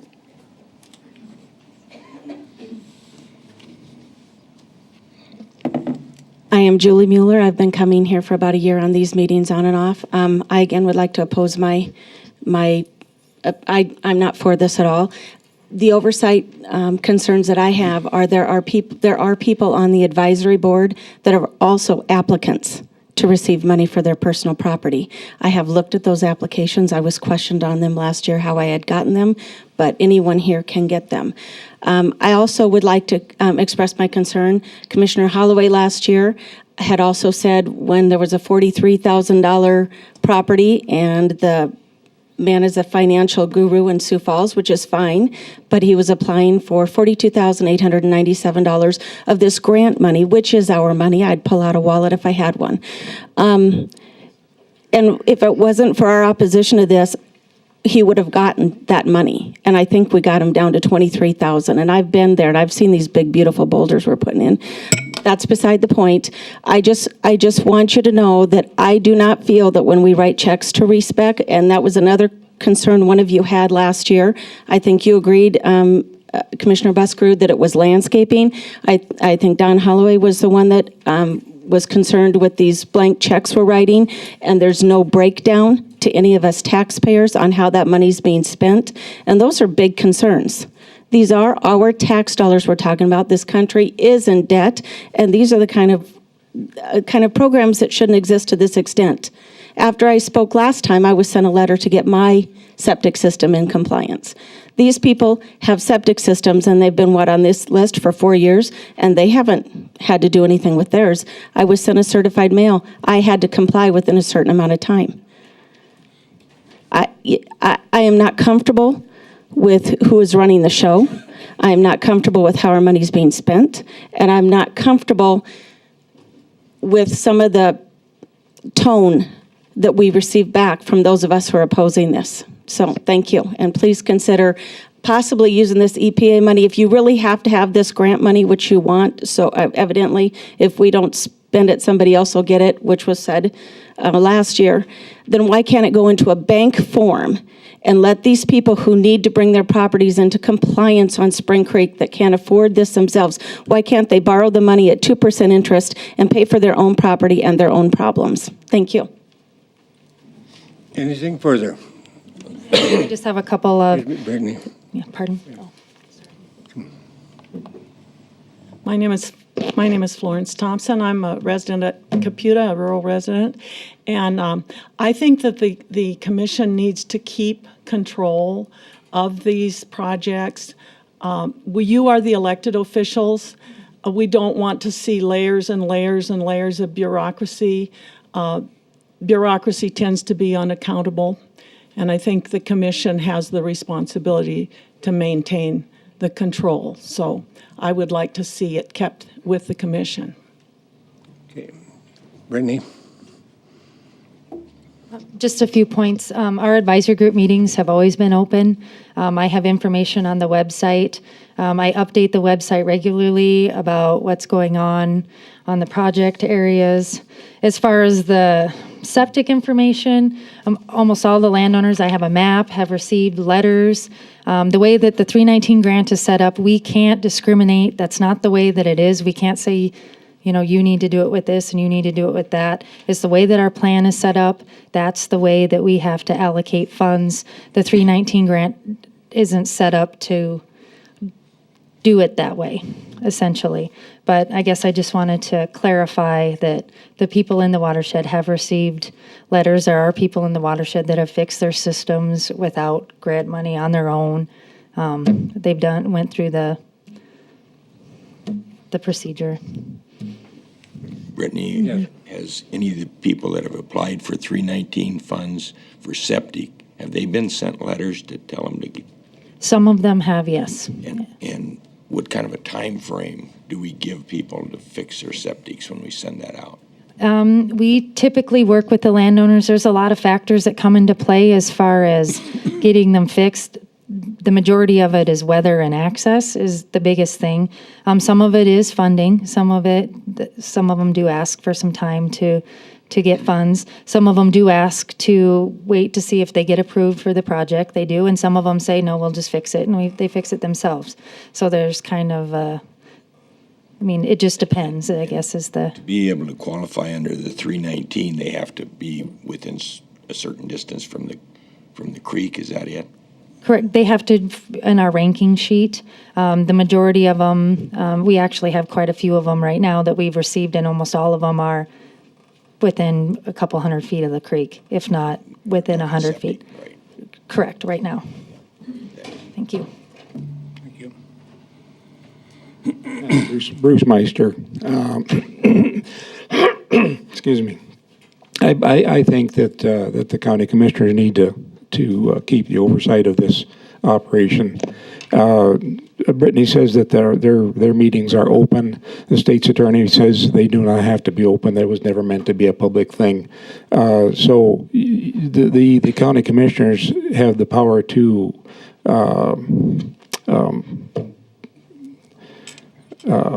make these folks accountable to the spending and stuff, and if they have oversight of their spending, who's going to keep them accountable?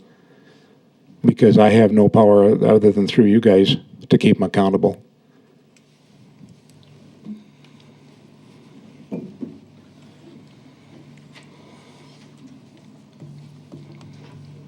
I'd like to respond to a couple of Brittany's comments. Number one, I forget the exact words, but I think she said that every meeting of the Spring Creek Advisory Group's been open. That's not true. So let the record show, and I believe it was March 21st of 2013. I'll get you the exact date. But I was barred from the meeting, and the public was kicked out of the meeting. So Brittany just told you a falsehood. Now, relative to Don's question about septics on Spring Creek, let me provide you a couple passages out of the ordinance, the Pennington County ordinance, a couple of passages that should very clearly illustrate to you what been trying to tell you folks for a long time. The initial implementation of the operating permit program will include prioritization based upon the proximity. Now, I know that's a subjective word, but I don't think any one of you would disagree that anything that qualifies for points on that ranking sheet would be proximity. They get points for 100 feet from the creek, for 200 feet, and so on and so forth. That would qualify as a objective quantification of the proximity word. Based upon the proximity of an on-site wastewater treatment system to surface water. Will any of you disagree that Spring Creek is not surface water? This ordinance, that's one passage. I didn't write this. Pennington County may require a different permit frequency. You know, the permits start out at 3 years. We got them backed off to 6 years, but anyway. Require a different permit frequency for 7 different categories. One of the categories is when the property is located in close proximity to surface water, or when the aquifer did recharge, and so on. Why haven't, and I asked point blank last meeting, why haven't the 5 systems that are on the current project list, why didn't they receive a letter in year 1, or year 2, or year 3? Year 4. We're in year 5. Why haven't all 5 of those? And I know where those 5 are. Thank you. Okay, we've had quite a little comment. Unless someone has something they absolutely have to say, we're going to close the discussion and have a roll call vote. Would you repeat the motion, please? Moved by Troutman and seconded by Davis to approve the 319 cost share fund procedures presented and adopt the revised advisory group guidelines. I think, no. Davis? Yes. Holloway? Yes. Troutman? Yes. Peterson? Yes. Motion carried. Okay, next item is planning and zoning at 10:30. How about a 10-minute break, Mr. Chair? Second. If you request a 10-minute break, we can take a 10-minute break. I just did, and he had a second to it, too. Okay. We are in recess for 10 minutes. On item 15, planning and zoning.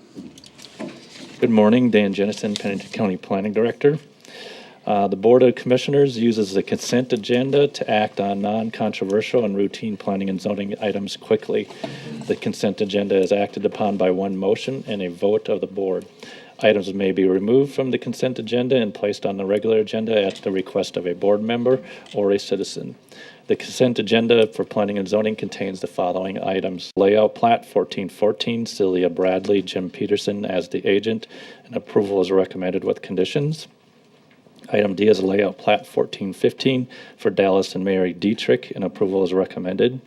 Item E is a planned unit development amendment review for Bank West Inc., and approval is recommended with conditions. Item F is a first reading and public hearing of rezoning 1404 and comprehensive plan amendment 1404 for Kendra Larson, Fitz Land Serving as the agent, and approval is recommended. Item G is a minor plat 1416 and a subdivision regulation variance 1405 for Lewis and Carol Torres, John Preston as the agent, and approval is recommended with waivers and conditions. Does anyone wish any of the items on the consent agenda removed?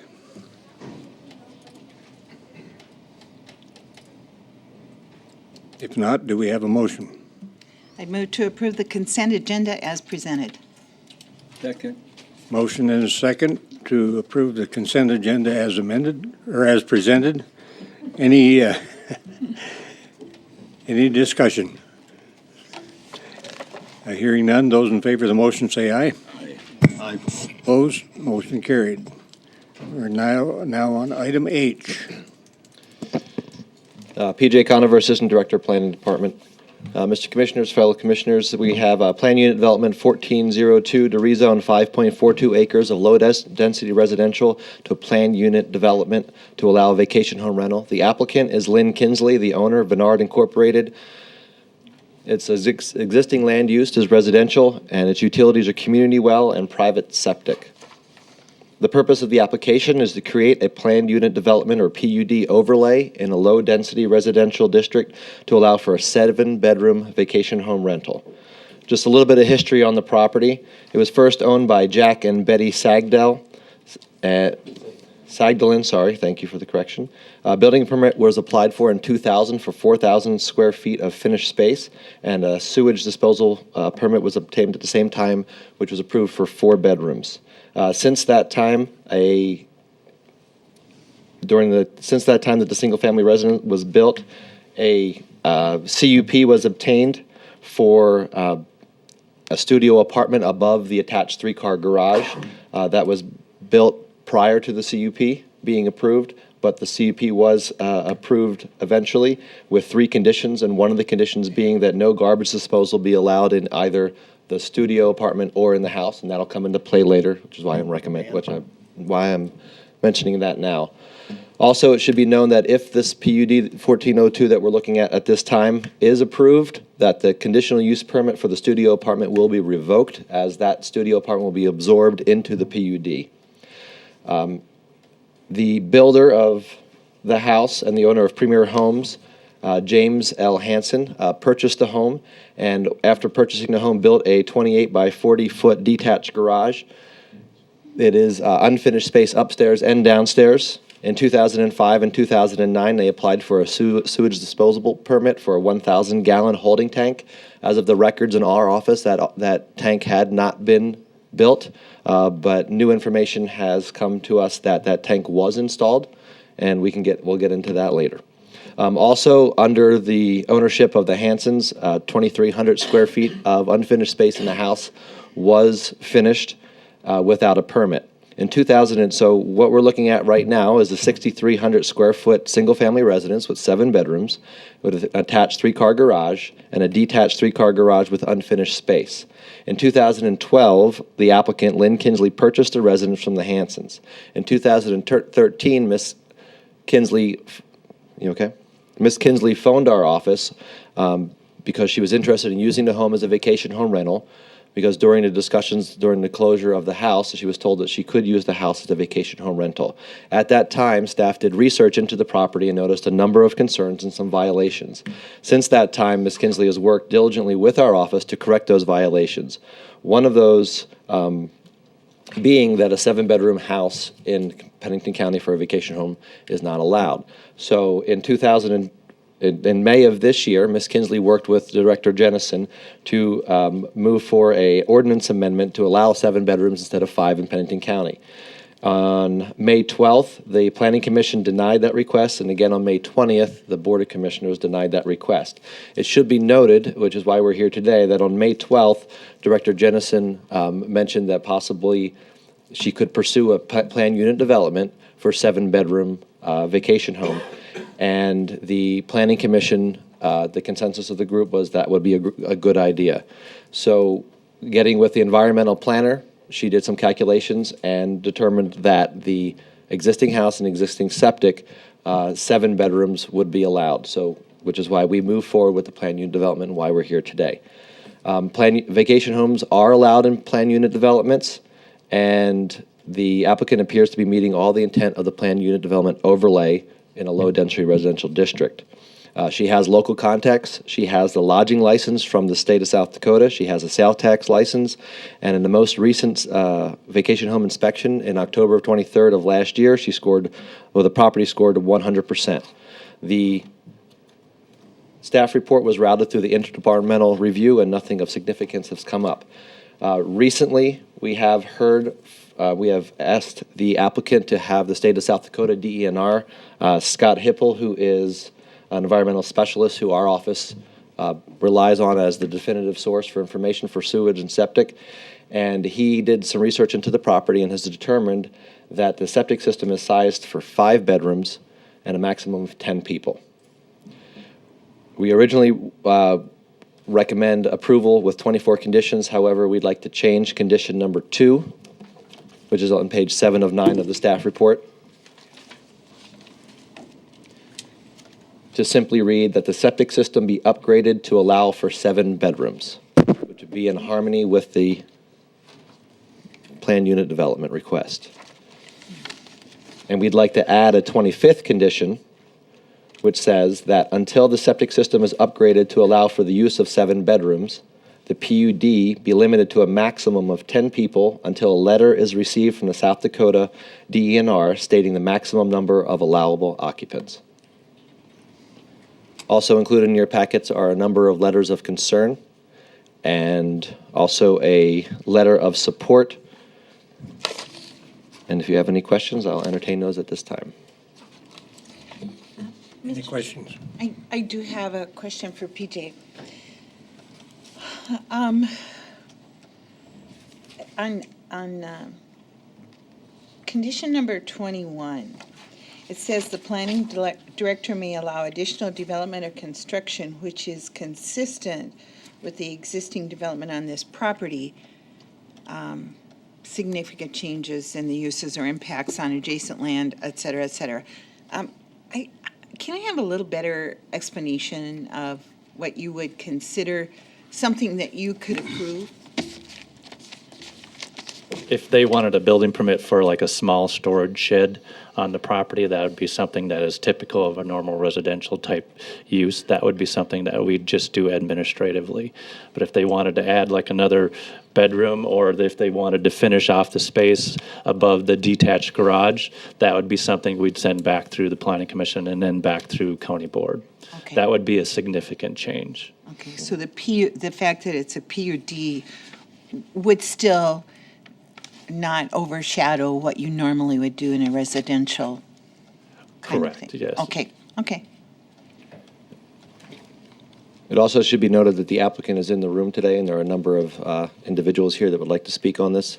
Also, in speaking with the applicant, she has indicated that she is willing and able to upgrade her system to allow for the 7 bedrooms. And after that, it would have to be, just like the condition says, inspected by DENR.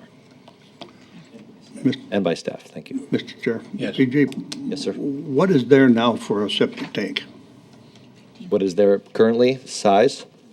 Yep. I'd have to get that. Size and what? It is go ahead. No, that's okay. From what I understand, there's a 1,500-gallon tank and 660 square feet of pipe and gravel. Okay, so the 1,000-gallon holding tank, where did that go? And you said that was installed now. That's the detached garage. So we've got a holding tank for the garage. That right there is pictured, correct. 100-gallon. Not connected to the house, It's a separate system. which, as of we can best tell, has not been used, but still needs to be inspected and verified for size. There was a septic permit pulled for that, but two of them. They expired and we never got notice to inspect them. So it must have got in and got put in and we never inspected it. And the information that we just got this morning from Miss Kinsley is, in talking with the previous owners, she was the one that verified through them that the system was installed. And that system, I believe, is just a holding tank. Right. Correct. Okay, any other questions by the commission? I think, thank you, PJ. Do you folks want to comment on this? Why don't you hear the other people that are here? We would like to have some time after they. Okay. I think that the staff has done an excellent job of summarizing it. I don't want to repeat that at the same time. If anybody else has comments.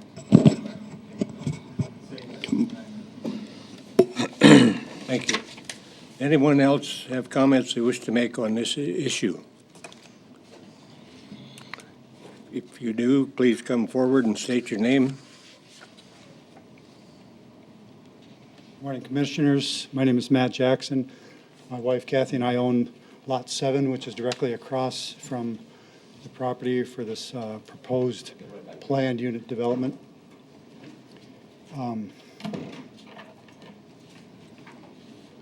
I believe you all received letters from my wife and I stating objections. Were you able to read those? I'm going to reiterate comments I have in that letter. And I'll start out by saying this discussion has all been about a drain field. So anywhere in the county that you can put in a big enough drain field, you can stick a vacation rental property. Doesn't make sense.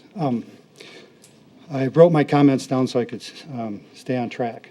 Dear County Commissioners, my name is Matt Jackson. As I've already said, my wife Kathy and I own Lot 7 in Sun Country Estates, which is directly across from the PUD variance applicant's property at 23906 Sun Country Lane. I do thank you for the chance to express my views on this PUD request. In short, I'm strongly opposed to it. I'm strongly opposed to it for a lot of reasons, but I'll keep this brief and to the point. The main objection I have is that operating any type of rental property in Sun Country Estates would violate both the original covenants that came with the land when we purchased it and the ones currently on file with Pennington County. I understand it's not your position to enforce property covenants, but the word in the Sun Country Homeowners Association property covenants are the basis for my opposition. The original covenants drafted by the developer, who was Jack Sagdalin, state simply all construction must be new and must be used for residential purposes only. That statement, along with a simple 1.5 pages of reasonable requirements, gave us the confidence to invest in our lot number 7 so we could build a home in a neighborhood of like-minded homeowners. When the association redrafted the covenants to reflect views and priorities of then current landowners, they were transferred from the developer to the current landowners. This issue was placed at the very top of our residential area covenants page, which gives an indication of its importance to us. Under the use of lot heading, our covenants state, each lot shall be used for residential purposes only and not for any business, except that individuals may conduct non-nuisance, unoffensive businesses from their homes. I imagine a real estate agent or a hair salon or something in the basement. A vacation rental property is a business prohibited by the covenants and not a residential purpose by any stretch. Our home site is directly across from this business, and I ask anyone to convince me that with carefree vacation renters, wedding parties, rally goers, and such constantly coming and going, that it is unoffensive and not a nuisance.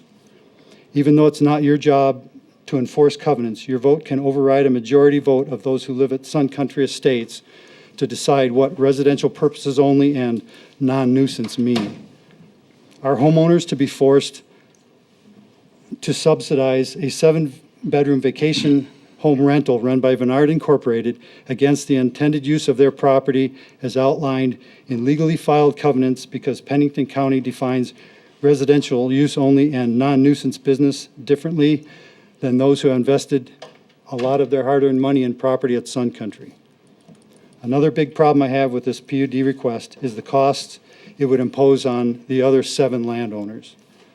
Consider that there are only 12 people living in Sun Country Estates and 6 households. There's 2 lots that haven't been built on. Ours is one of those. When lot number 3 and our lot number 7 have homes, there'll be more like 17 residents. On any given day, a vacation rental property could more than double the population of our neighborhood. More than double water use, more than double strain on our water system, more than double the road use, and significantly increase liability against our homeowners association. Right now, the liability insurance we carry as a homeowners association, the majority of that is for liability insurance to protect the existing landowners in the association. So even though use is more than doubled by a vacation rental, the remaining 7 households are stuck paying for it, even though their use stays the same. Guess what, folks? Your utility bills just went up by 100%. Are you going to force all current and all future Sun Country residents to subsidize Vennard Incorporated by granting protection under a PUD in our neighborhood in violation of our covenants? I'm sure there's a place for vacation rental properties in established plan unit development areas, but not in Sun Country Estates. It sounds to me more like a UPD, which is an unplanned development. I certainly hope you will strongly consider these and other opposing comments and vote to deny this planned unit development request. Thank you. Any questions or comments by the commission? Mr. Chair, Yes. one of the things, and man, I'm just not picking on you or anything. I'm just curious. We've heard that the costs have gone up, and she has been operating as a vacation home rental. Do you have any kind of proof that those costs have gone up? Another landowner who commented at the previous meeting with the Planning and Zoning Commission cited one small instance about the snow plowing and the gravel use. The business is operating illegally now, and so it's just kind of, we're just trying to stop it. To answer your question, I don't have exact figures. I could get them. But I know that the residents are working on upgrading our water system. And so there's associated costs with that. We have figures, I don't have them in front of me, but we're paying for the electrical use for running the pump, treatment of the water, which is part of that upgrade. So all those costs will, like I say, at times they're going to double because of this property. And then the biggest expense coming up is the liability insurance for the protection. And whatever those costs are, they're essentially going to double. Any other questions by the commission? If not, thank you. And anyone else? My name is Rick Schumacher. I also live in Sun Country. Some of the stuff I'm going to kind of go over with that he already said. Right now, there's 12 people living in the entire community. 4 of these couples are retired couples. We moved up there for the peace and solitude and the beauty of where we live. There's 3 other families that will be building. Eventually, there's going to be 17 or 18 people living in the entire place other than the vacation home. The vacation home, like Matt said, will double that, if not worse. We have a very narrow, very steep, winding road that goes up to this house. There's only one way out of there. In the event of a fire, there would be a disaster. We have a very hard time negotiating that road in the winter. It gets very icy. There was one time when the people from the vacation house couldn't get up there, so there was 5 cars parked at the bottom of the hill on private property without permission. That's what we run into. There was another time when we just had a little dusting of snowfall. We spent $847 last year to get a sand ice melt mixture to put on our road. The light snowfall wasn't even slippery. Somebody from the vacation home went up there and used at least half of our sand in one snowfall. That's $400. There's 5 of us that pay the utility on maintaining the road. That's $80 a piece. $80 out of my pocket because of that vacation home. It just doesn't make sense. Why should I have to pay my money to support a corporation? The PUD would set a precedent, not only for our area, but for everywhere. The next person that walks in there and wants to buy a house could turn right around and turn it into another vacation home, and there'd be no way, since this is already passed, there's no way that anybody would be able to stop it after that. So those are my comments. Any questions by the commission? Which lot do you have? I can't remember, it's lot 5? Lot 5. Yeah. 5. And we are the furthest lot away from the vacation home. Okay. And there have been times at 2 o'clock in the morning, we've had to get up, close our window and turn the air conditioner on because they're partying up there. And I totally understand people that are on vacation partying. You know, you kick back, you want to relax. That's why it doesn't belong in a residential neighborhood.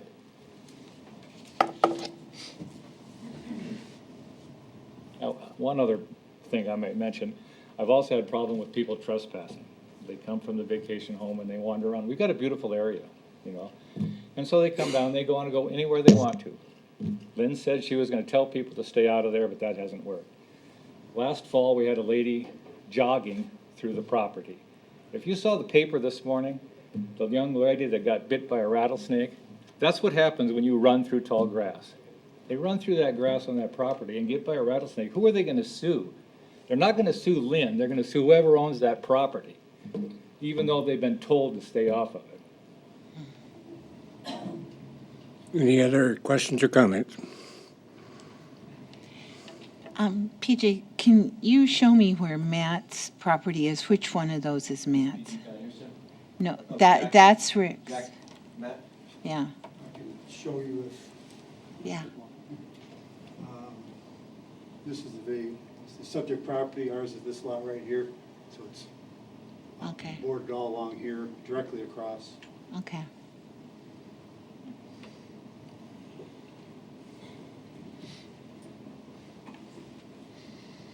Hi, I'm Karen Schumacher, Sun Country.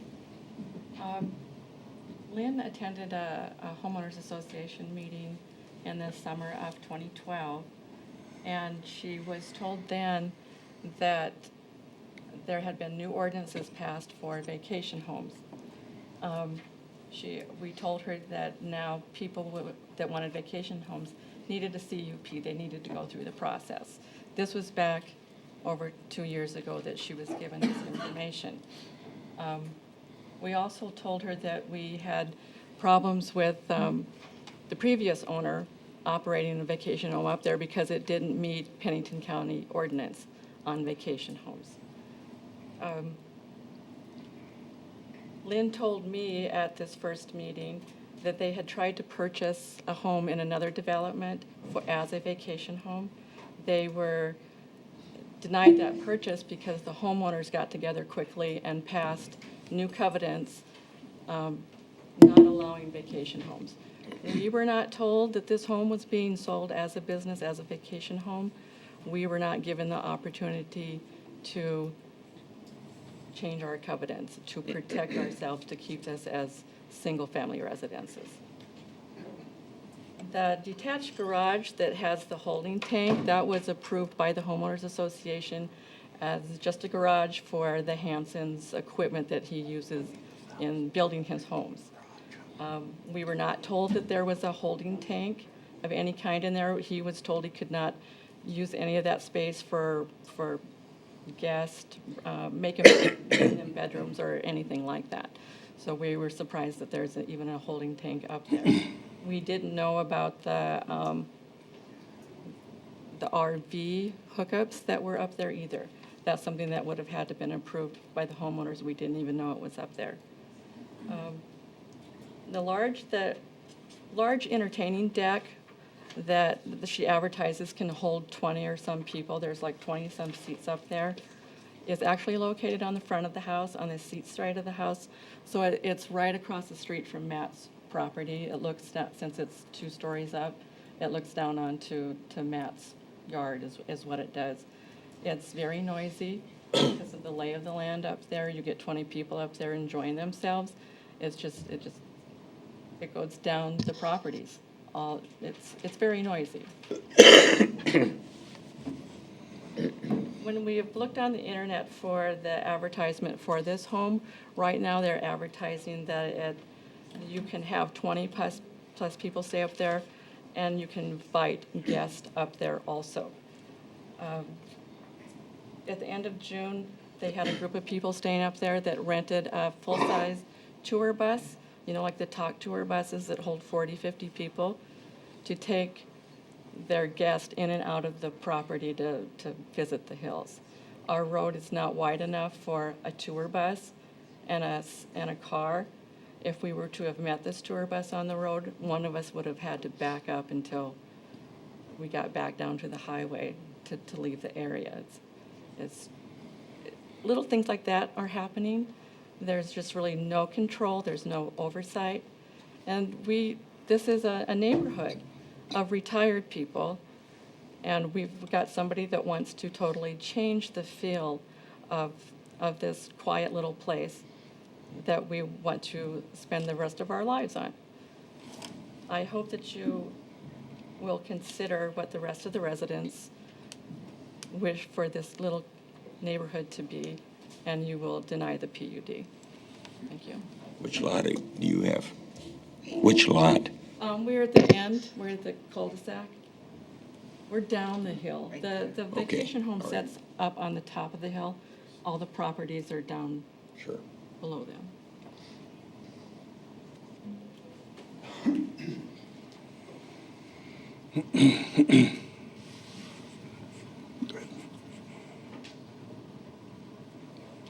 Mr. Chairman? Yes. If I may, I know one of the issues that was discussed early on, I bring this to you just for informational. I'm not advocating one way or another. For the record, would you identify yourself? Jay Alderman with the State's Attorney's Office. And I bring this as informational item because a request was made to my colleague, Mr. Grody, that you know, to research some time ago the issue of whether or not restrictive covenants would prohibit vacation home or short-term residential rental homes in areas. And I'm not sure what our own Supreme Court here in South Dakota would say, but the research that he did, and he just confirmed it with me in the hallway a minute ago, was the jurisdictions he looked at that had looked at that issue. So you have a short-term residential rental, such as a vacation home. If there's restrictive covenants in place that prohibit business or commercial uses, is a short-term residential rental a business or commercial use that can be prohibited? The research that he found is that the Supreme Courts and those other jurisdictions that addressed that issue said no, that a short-term residential rental is just that, it's residential. And the court looked at the actual use of the property. How is that property being used? Are you sleeping there? Are you cooking there? Are you sitting on the deck? Those things that you do in a house, which is different than a typical motel unit, which is commercial or business. Even though they're short-term rental, they don't have the look of a residential. They're not used as a residential home setting. And so his report to me is the research he did is that those courts that had looked at that issue considered short-term residential rentals to be residential, not commercial or business. Thank you. Mr. Chair? Yes. I just have to comment on that because, go ahead, ma'am, you can come on up to the mic if you want to, but I'll just comment when you're coming. Jay, I have to disagree with that finding because there's lots of motel companies around the country nowadays that are building bungalows like houses and renting those out to families as a motel than they are a motel, hotel complex. And so there's also cooking facilities, sleeping facilities, just like a home. And as far as I'm concerned, again, I'm no attorney, and I've never been to the Supreme Court on this subject, but if I'm renting my house for money on a day-to-day basis, as far as I'm concerned, that's a commercial operation. And I believe that's the issue that was addressed, and of course, those courts disagreed with those specific cases. We have residence inns that inside look more like a home, or there can be used more like a home, and if those courts addressed those cases, I don't know what they would say. But the jurisdictions that looked at the home, that as you drive by looks like a home, is used like a home, that's the decision they arrived at. But it might sound like a duck and look like a duck, but it's still not a duck. Ma'am, go ahead. Hi, my name's Catherine Jackson, co-owner of Lot 7 with my husband Matt. I'll try to talk as clearly as I can. But I had oral surgery a while back, and in talking about residential use only, it was noted that Jim Hansen bought from Jack Sagdalin. Jim Hansen was Premier Properties home builder. Now, our original covenant said for residential use only. He was a home builder. He knew covenants. He knew residential only means residential only. He still built this home. He built it. You can't tell me this wasn't built for bed and breakfast or with rental property on it, because they're only a family of 2 of their kids are raised, and they've got an adoptive daughter. They're a family of 3 right now with 2 grown kids. Well, so he built this house, and when we first bought our property, there was a variance sign at the bottom of his property, and they were trying to get a bed and breakfast license. And we voiced our concerns about it, and we said, no, we don't want that. We just thought the whole property rental thing went away. We didn't even know they were renting the house, even though we've owned our property for several years. We're up there cleaning our land and stuff. We see motorhomes up there. We see people on decks and commotion. We just thought they're entertaining family and friends. We had no idea they were running a rental property. And if anybody should have known residential means residential, it was the builder of this home. And now we're stuck with the ramifications after he left it, and she bought what she thought was a rental home, which doesn't belong in this neighborhood. You know the saying, ma'am, it's much easier to get forgiveness than permission. Okay, any other comments? Anyone else wishes to testify on this issue? No.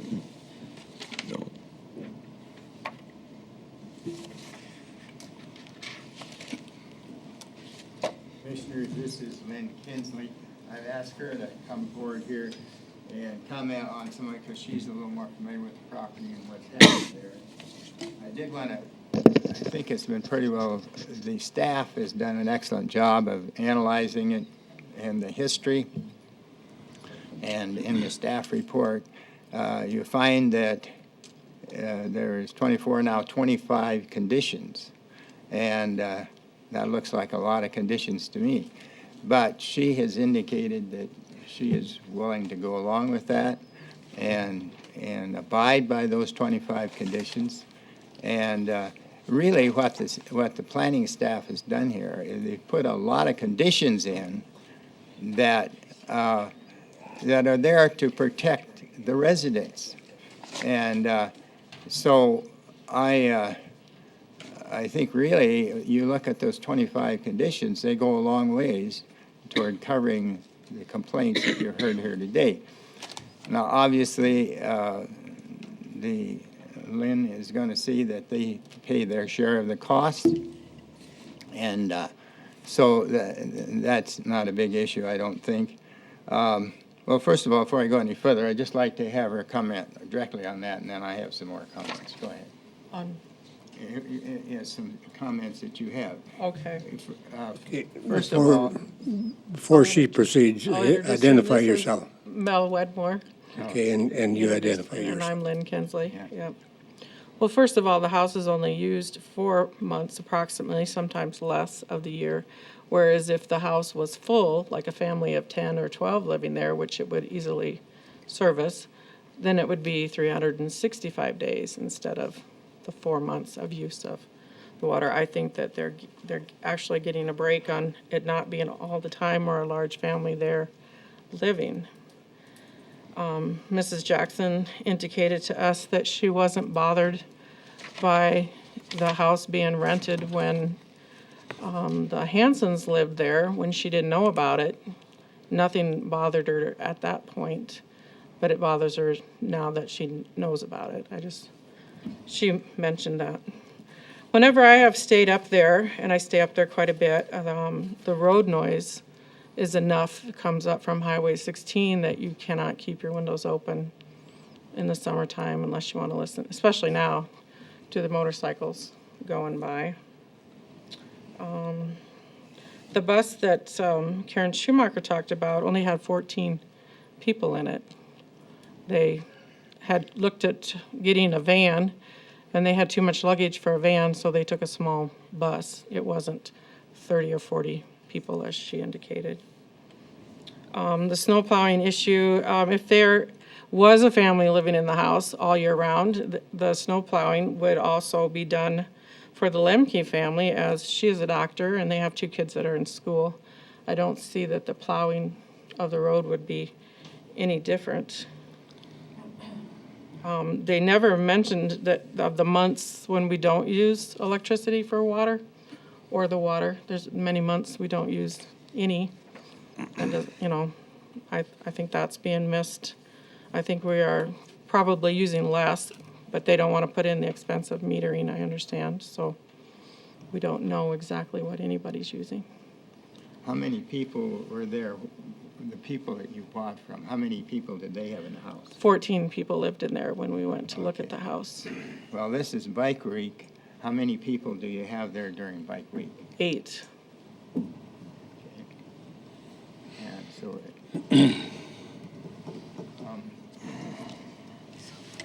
do you have some other comments and some of the other things there? I mean, as far as the costs now, they're concerned about costs. You still have to pay your share of the cost, right? Yes, I do. And you will share in that. And the homeowner, there's a $500 yearly fee that we pay. To the homeowners association. Yeah.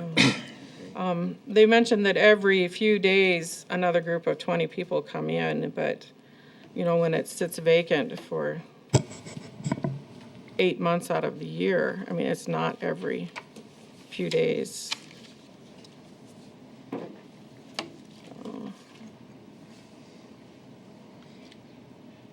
So, Mr. Chair, I have a question on something you just recently said. You said when you looked at it, there were 14 people in there. It was rented to 14 people when you were in there, so. The family was living there, one of their daughters and their adoptive daughter, so there was the 4 of them. And then the rest of the house was rented, the basement to 4 college students from School of Mines. And then the main part of the house and 1 bedroom upstairs was rented to 2 single guys who each had 2 children that they had every other weekend. But the 2 single guys lived there all the time, and the children came on the weekends. So. Mr. Chair, did you purchase the house specifically for a vacation rental home? Yes, and for our own use, for my family's use too. We use it when it's not being rented occasionally. For vacation? Yes. Location. You live here in Rapid City? I live in Murdo. In Murdo, okay. And were you aware of what the covenants was out there? I read the covenants, but it didn't specify that the house couldn't be used for a vacation home. A non-nuisance business is what I believe it said. It said what? Non-nuisance business. Okay. So, one of the things that I was with planning and zoning on this last Monday. One of the things I heard at that time, which doesn't seem to be presented right now, and maybe because it was not met favorably with Planning and Zoning Commission, but it was kind of given the impression that you purchased the home believing it was a vacation home rental, and now you needed to come to the county and get it okayed because you were misled by the real estate agent. Is that no longer your issue? I don't know that we were misled by them. I went to the state and did all of the things to license it with the state. I wasn't aware of the county stuff until talking to Karen Schumacher. Okay, because that, one of the comments that one of the planning and zoning commissions said is, to paraphrase, is that they resented that this is another one of those cases where we are asked as a county to fix what a buyer should be responsible for. And so now I'm not hearing that argument today.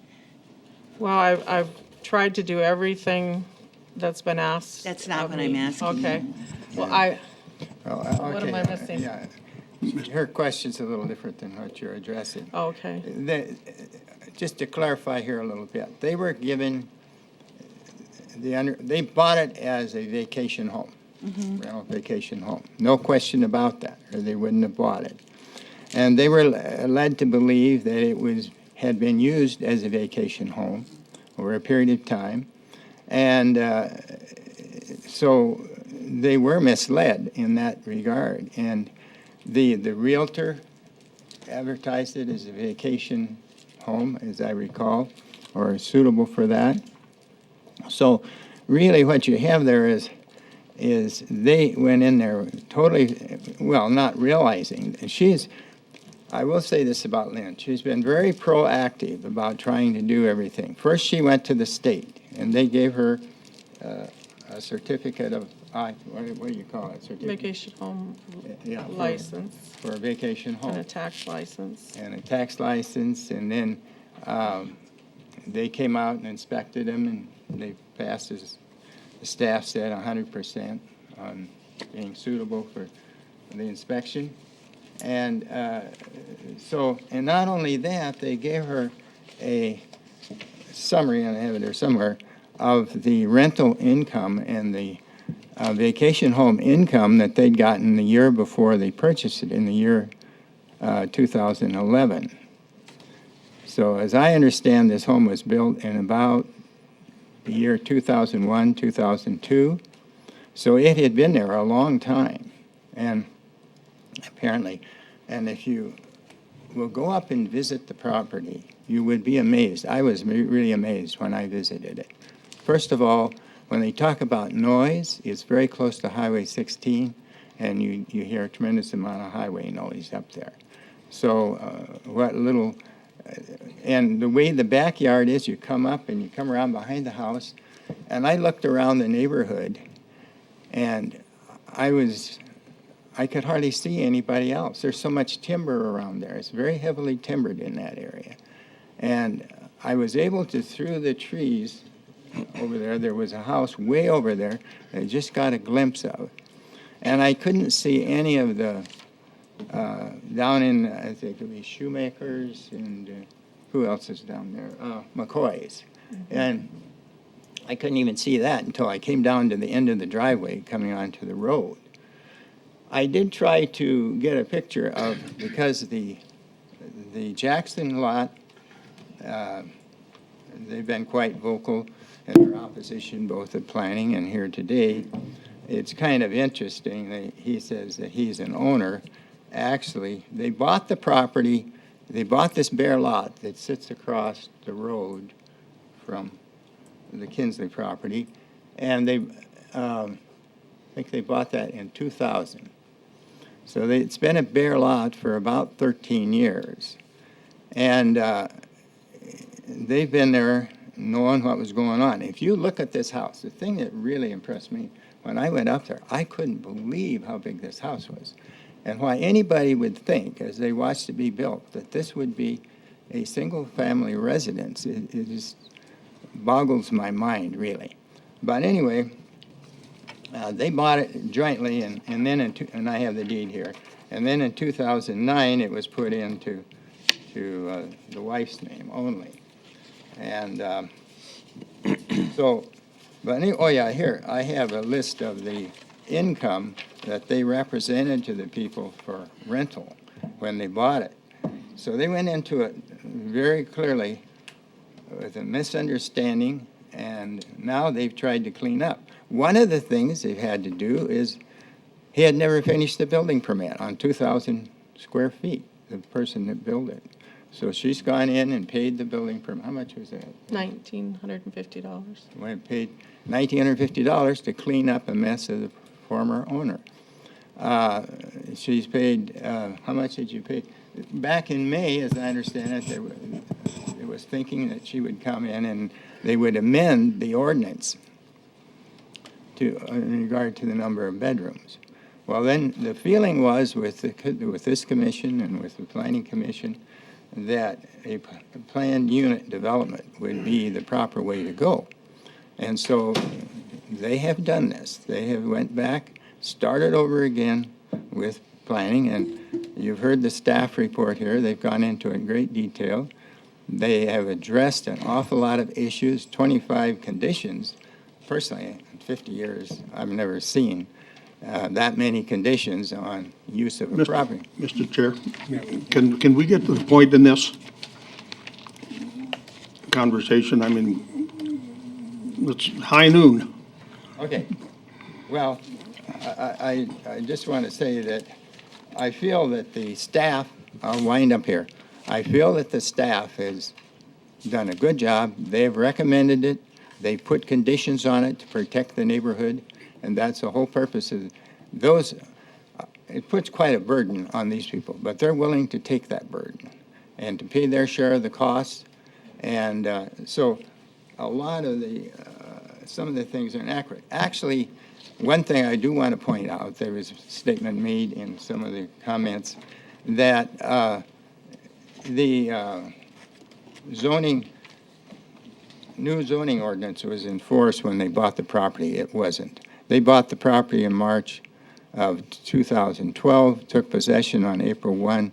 The new zoning ordinance took effect on May 25th, 2012.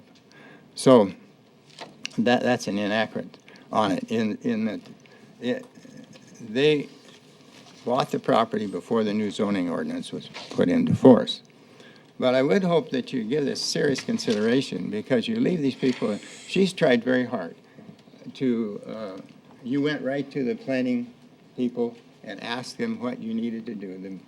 Once it was mentioned to you that you were out of sight on the permit for the vacation home. And you've been working with them ever since, right? Yes. And about how much have you spent just in fees to the county, just trying to get the $44,000, some $500 or more. and just fees? And their taxes on this is, in the neighborhood of $11,000. So they can't just sit there with an empty house. They got to have, and they've tried to do it in whatever way was suggested. In fact, at the Planning Commission, it was stated by the chairman that he would not be opposed to her doing, this is back in May, would not be opposed to her doing a PUD. And that's why she's here today, because he thought that was the best way. And I think the PUD does give a lot of power to the planning staff to see that there's compliance with all of those conditions. And so we would hope, please don't throw this lady under the bus, because where does she go there? One of the problems is that the fellow sold to him doesn't have assets that you can go back to him and do anything about this. And so because of that, they're trying to get in compliance on the sewer and in all respects. And I give them high marks for that. Is there anything else you want to say? No, I think. It seems to me, folks. Had she been telling us something? What? Had she, I didn't hear her No. talking, He asked so I if guess, there was anything else I wanted to say. okay, thank I you. said no. She said no. So, it seems to me it's a no-brainer. The vacation ordinance is very clear that you can have this in a single-family residential zoning, number one. And so, number two, the staff has recommended it after researching it. So we would urge you to go forward and approve this She's put a lot of energy and expense into getting this far. And back in May, you thought this was the better way to go, and that's why we're here today. Thank you for your time as a commission. Thank you. Okay, Can I make one comment, please? yes, and then we're going to close it.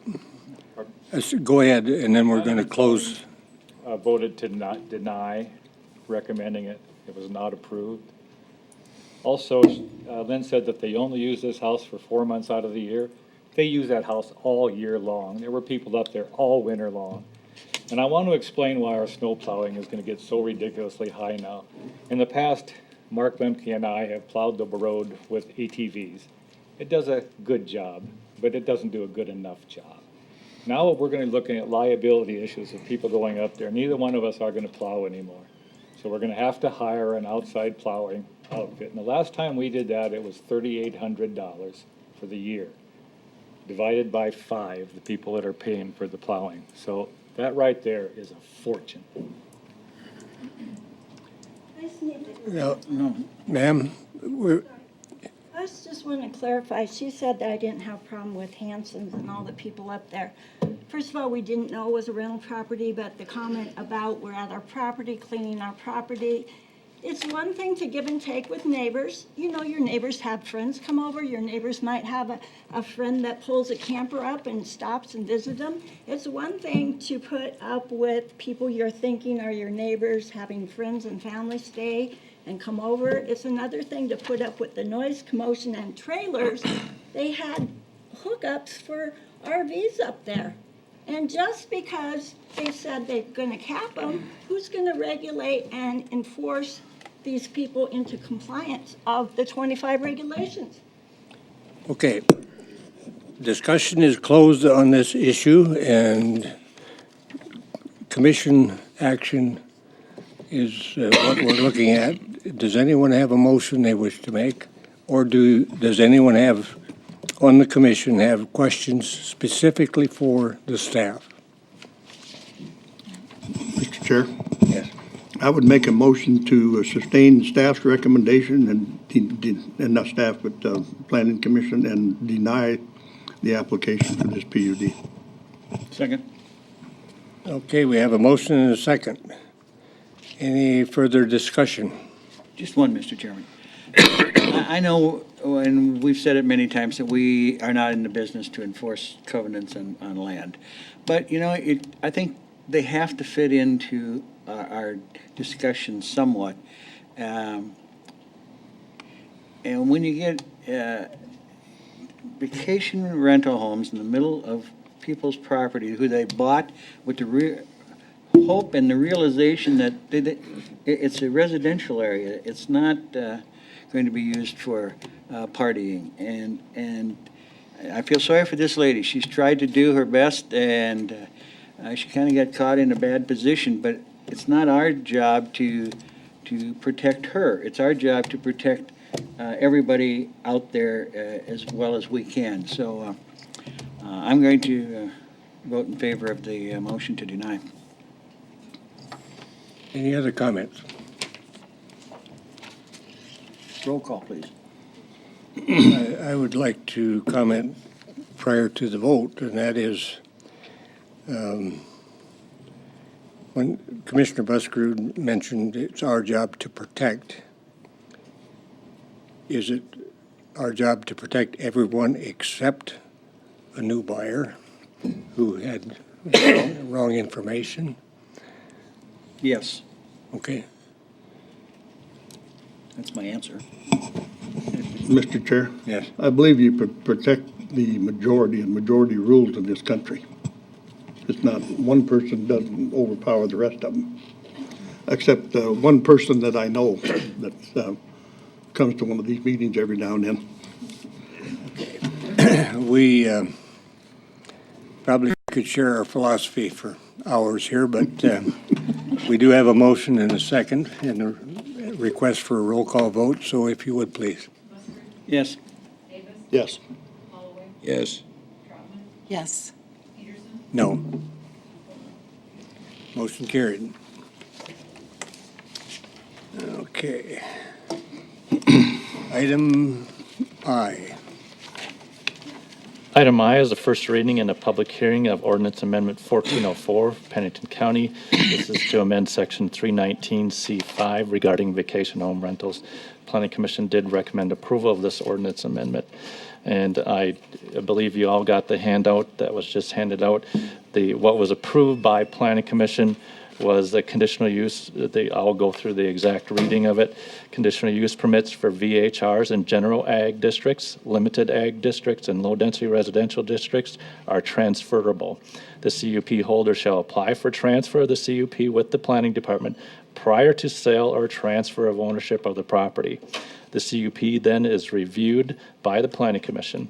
Note, failure to apply prior to property sale or transfer of ownership shall result in revocation of the CUP. Upon sale or transfer of ownership, new local contact information shall be mailed out to all property owners within 500 feet by the owner/applicant in accordance with section 510A2. The property owners list will be provided to the applicant for a fee of $20. I have a couple questions, Dan, if you're ready for them. Sure. On page 1 in the last paragraph, or I guess it's page 1, I have written a question, is there a fee for transferring? And is approval of the transfer guaranteed? Or are there conditions? It would be based upon the discussion by the Planning Commission and whether or not they felt it was appropriate. That was, I believe, discussed, and it would be up to the Planning Commission to approve or deny the conditional use permit. It's not a guarantee as I understood it.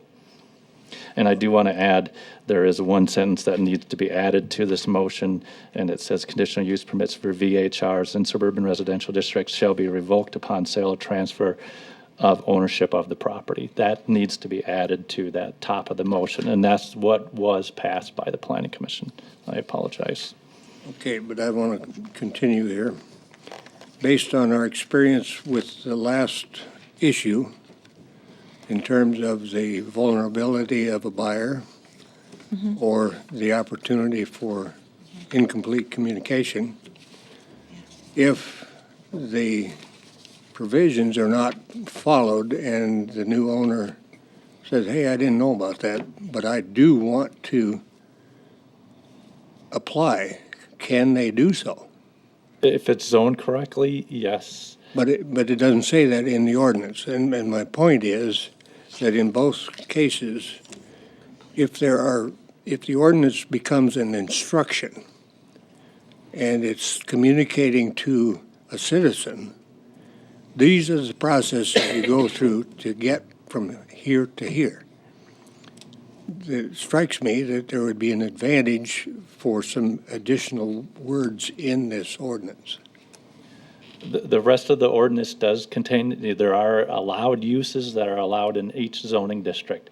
And the vacation home rental is a listed use under general ag, limited ag, and low-density residential. I'm not talking about that. I'm talking about the process of transferring property that is already in use, and you're saying you can transfer, but you're not saying there is a fee for it, or you're not saying that you are guaranteed or that you must meet the same conditions.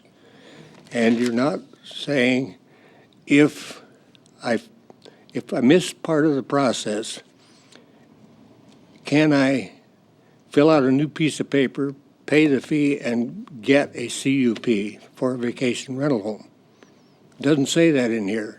And the Planning Commission, in my opinion, shouldn't be put in the position of having to make up that or make a separate decision every time that question arrives.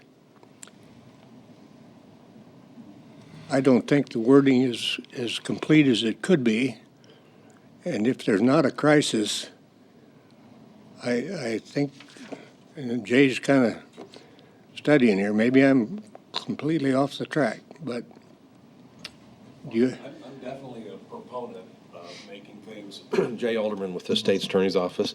I've not been involved in this, so I'm hearing these things as you are today.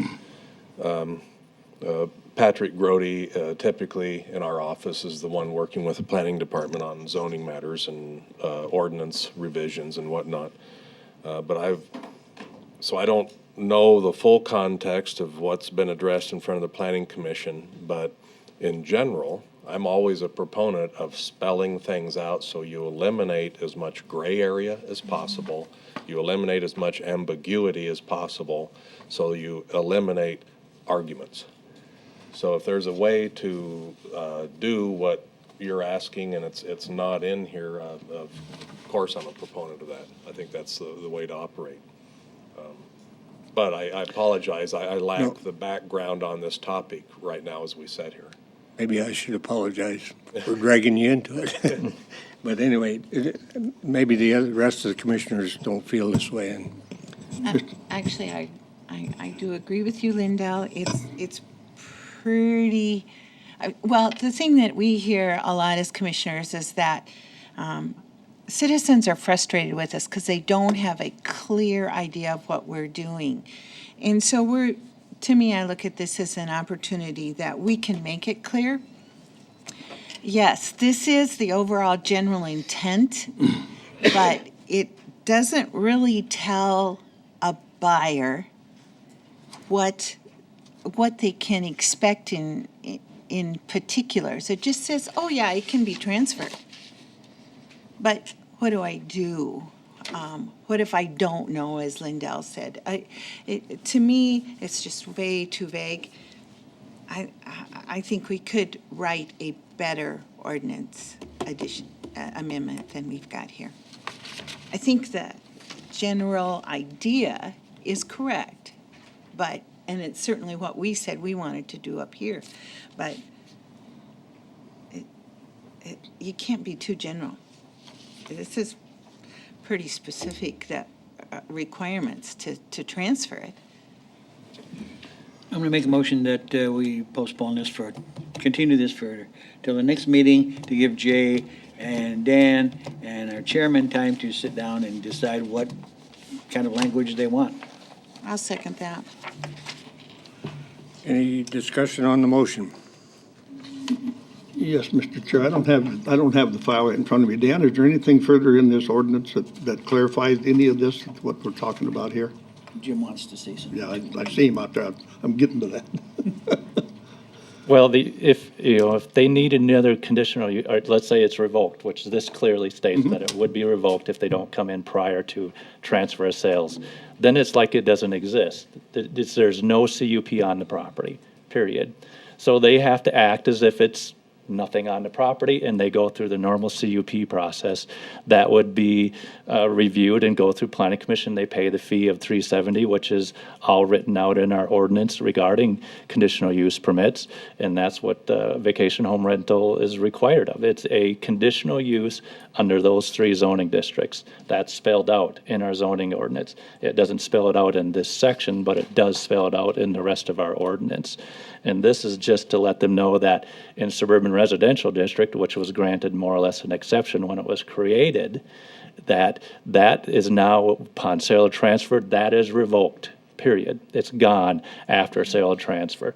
So, and then with this, they're saying it is transferable in the other three zoning districts, limited ag, low density residential district, and general ag. But they have to come in prior to sale. If they don't, it's revoked. Then if it's revoked, then they go through the normal CUP process if there's nothing on the property.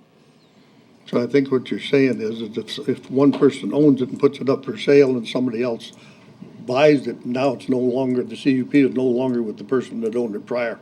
If they don't come in prior to sale. If they fail to do that, then it transfers to another name, and now there's no CUP, period. Correct. Until you reapply. Yes. Okay, Mr. Chair. Mr. Peterson, I think he's had his hand up for quite a little bit, would you?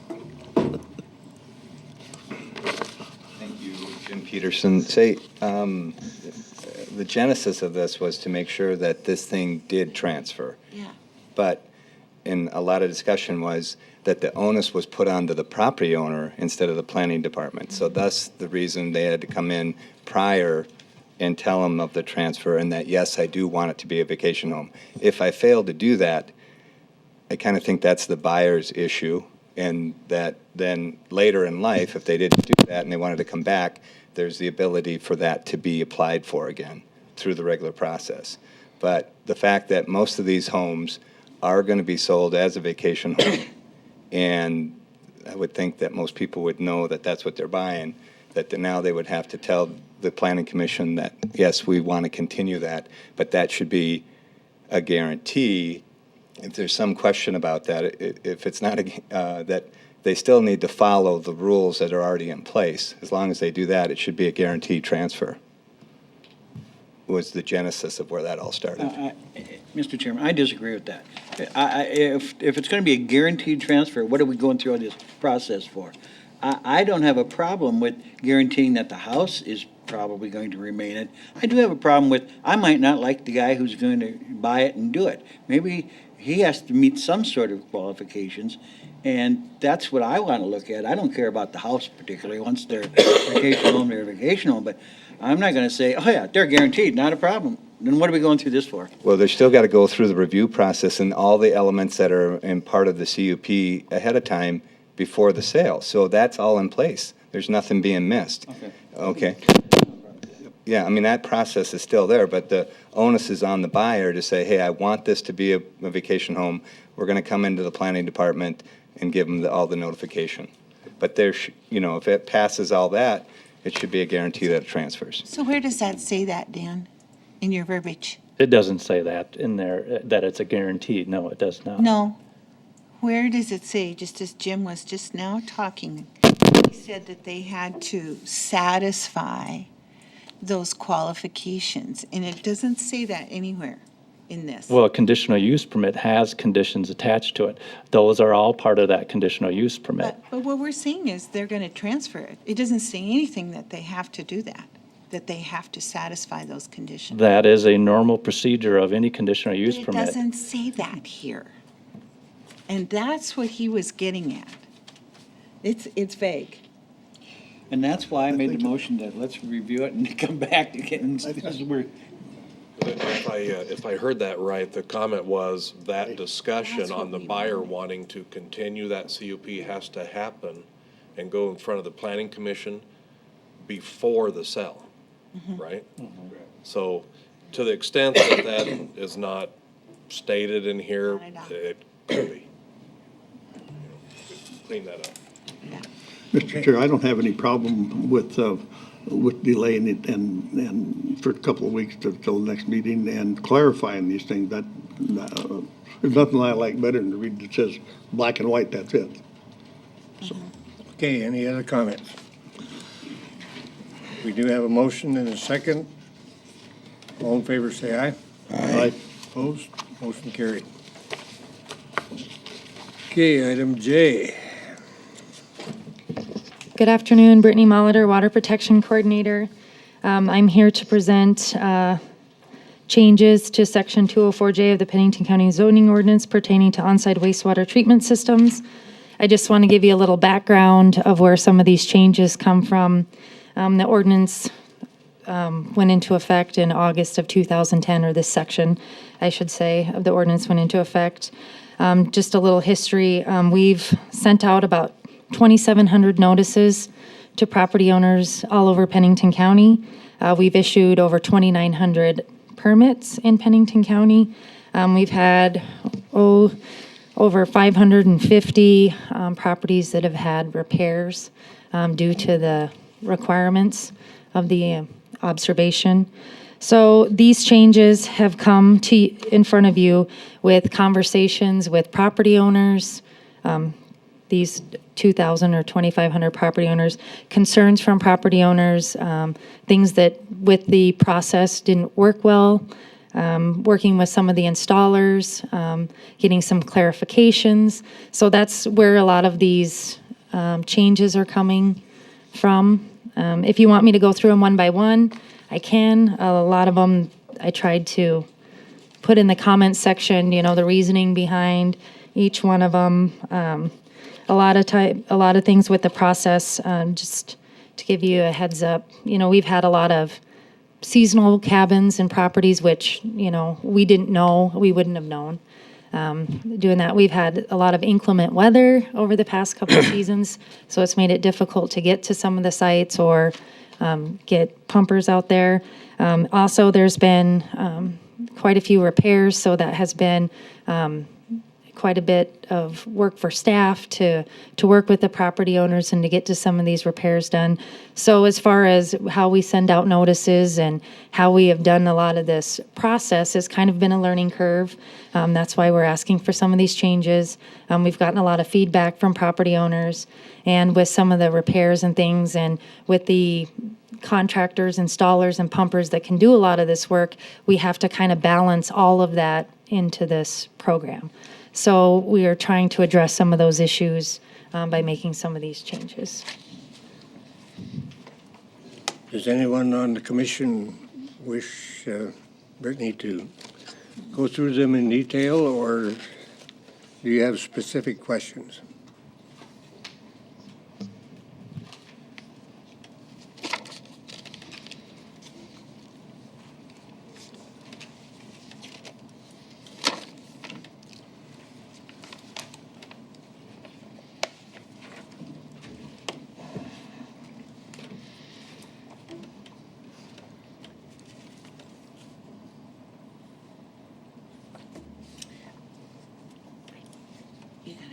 Yeah.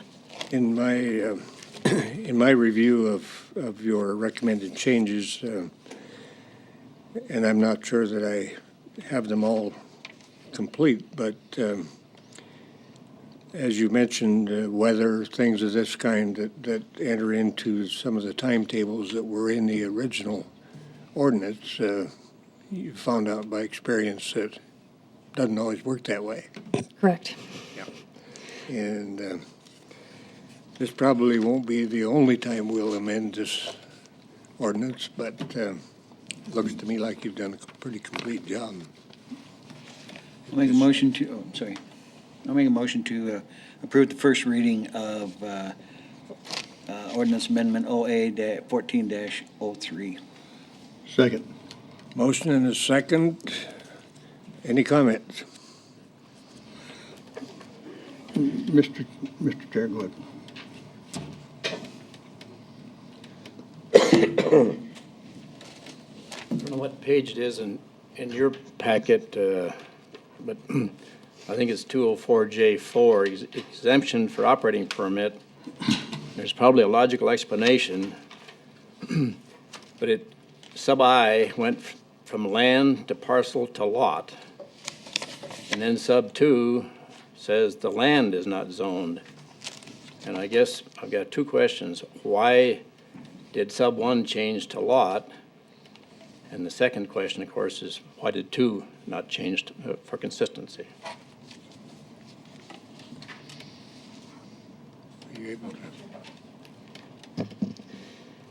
The change to lot, and it probably number 2 should be lot. But it changed a lot because we didn't have land or parcel identified. It says that in the comment section on the side. It does say that it's not, that basically land or parcel is not defined in our ordinance. And we tried to stick, actually that was a suggestion from one of the planners in the office, that if we were going to identify something, that we identify it with something that's defined. The comment doesn't say anything about land, and the way the ordinance was written was land. And so what you're saying, you're going to make it sub-1 and sub-2 consistent. Is that correct? I would suggest that be the recommendation, yes. And this is important to Lindell and I. The definitions, we talk about words having meaning, and they do have meaning. And Jay says everything black and white. Well, man can find a way to beat any rule man makes. Thank you. Okay, any further discussion? The only thing I can say, Mr. Chair, is that I wouldn't mind seeing in there that all ag land And the Black Hills Fire Protection District has to have the wastewater treatment, or wastewater system inspected also and pumped. Because what difference does it make whether you got 100 acres or 1,000 acres or 100,000 acres? If you're polluting septic tanks, that's over an aquifer, and polluting the water, why should Joe Blow have to fix his system and not Joe James? Brittany? Chairman, I do have one, or actually two. There was some question, and I did, on page 14, gravelless pipe, I did look it up. That's the technology, that's the term they use. So I know after I had looked that up, I had kind of, because sometimes we get into the coining terms with the installers and things. And then one other thing on page 22, it says notice of noncompliance, notice of noncompliance. That's kind of a duplicate. It should be struck out. So it just should say deficiency notice is mailed. And that's in the first paragraph under appeal to the planning director. It says, it's the second deficiency that's underlined. It says deficiency notice, and then of noncompliance is struck through. And then it says notice of noncompliance again. So I'm asking to have that removed also. Okay, so anything, we do have a motion and a second, and so anything that, if you're recommending it for a change, they have to be amendments to the motion. Yes. And Or you can amend it next meeting at the second reading. okay, so I think that would be wise to make note of Okay. the things that you wish to amend Okay. for the next reading. Good point. Yes. Okay. Any other comments? Hearing none, those in favor of the motion say aye. Aye. Opposed? Motion carried. Item K.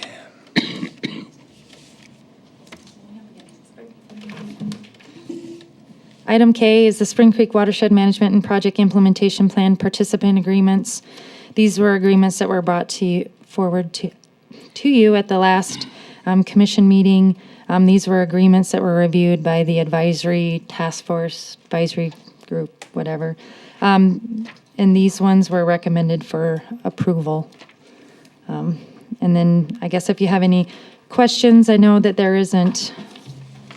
They are identified whether they're septic, riparian, or stormwater. If you have any questions on the location or the types of projects they are, myself and Pete are here to answer any questions. But what I'm asking for is approval of the agreements and the chairman's signature on those. Mr. Chair, Yes. maybe I'm wrong, but with the last vote and the motion earlier today, we changed that to allow the planning department to take care of these items. Did we not? Yes. So, I mean, that's pertinent right now. These were continued with no action on them, so frankly, if you want to, you did change the process. You could allow these to go through on that process, or if you want to approve them because for you in that regard, you can do that too. It's What's your up to wish? you. This is part of that confusion that I'm thankful that That you're trying to we're figure out, trying to yeah. get past, I so. think we ought to follow the process. I think so too. Which process? The one we passed on Yeah. today. What we passed earlier. So, Mr. Chair, I would make a motion that we handle these agreements as presented to us on July 15th to follow the process adopted. Today. Is there a second? Yes, Mr. Chair, there is. Okay, we have a motion and a second. Any comments? I have one, Mr. Chairman. Yes. Did we usually get some plans that show what's being done. Did we get those last time? Is that? Yes. That's why we don't have them here? Yes. Because, I mean, here's one for $40,000, and I don't have a clue what they're doing. Other than it says stormwater. If, That could get. I don't know if that's part, Sure. you know, that, I may be off base a little bit from talking about the motion. Maybe, maybe that's not part of the motion. If we had it last meeting, then it's my fault that I didn't look and see what it is. Okay, I think we have someone ready to comment. Yeah, hi, I'm Pete Roush with Respect Consulting. What you've got before you, to go back through the process that we make, we get the applications, go out and meet with the landowners. And in the past, you have seen full plans that come from those meetings and looking at, what the optimum practices we can put on this property and what within reason with the landowner. You've seen plans of that in the past. That was after we went through and did a full disclosure. The landowner signed a full disclosure. And we haven't done that for these. So with where we're at, the cost that you're seeing is based on, what are the optimal practices to treat stormwater that could be done on that property. And going from there, of course, the landowner has to, put in their in-kind, their cost share to receive that amount. And it's not necessarily going to be $40,000. But that is looking at setting aside money to put in the optimum practices that could be done with the property. Okay. Yes. Full disclosure, and I think I told you folks last meeting that at the Spring Creek body, task force, whatever, the group that met on July 9th,